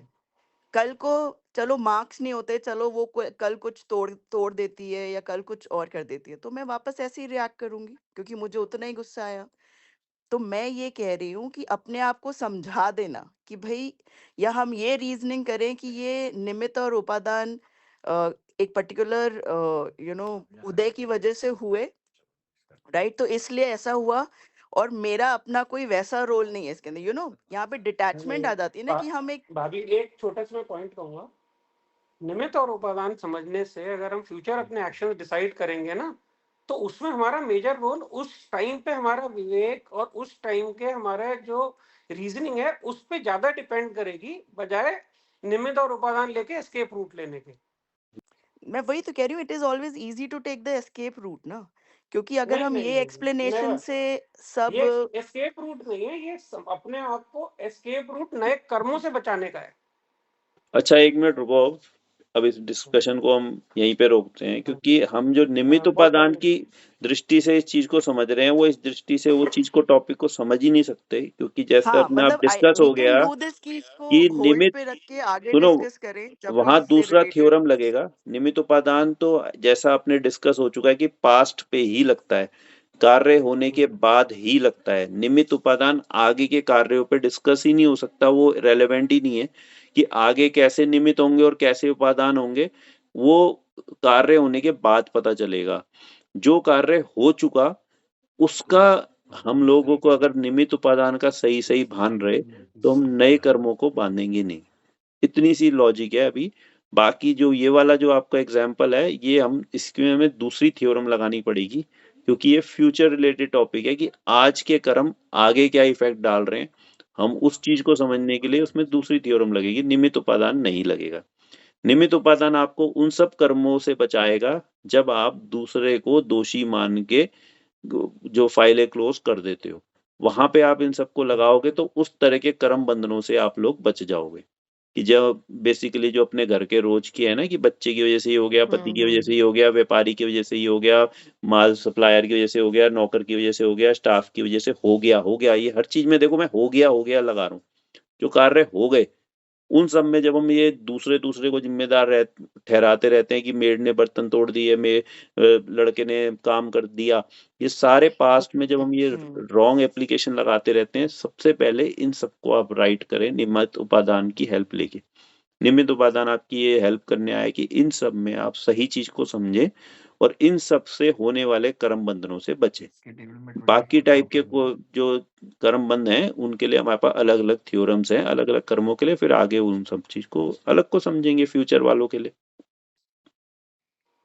ठीक है, ठीक है, इसको आगे हाँ कैरी फॉरवर्ड करेंगे इस डिस्कशन को, क्योंकि देखो अभी मेरी अंडरस्टैंडिंग के हिसाब से हमने खाली किसी कर्म के होने के जो रीजंस है उनको बाइफरकेट किया है, ठीक है, कि हमने उसको डिवाइड कर दिया है और जो उपादान है वो मेन रीजन है, ठीक है। उसको हमने फोकस अभी हमने निमित्त से सिर्फ हटा इतना के डिस्कस किया है कि वो जो शराब पी के गाड़ी चला रहा था, वो आदमी दोनों के चोट लगी, उसमें दोनों अपने अपने कारण थे या एक जना दोनों के कारण था?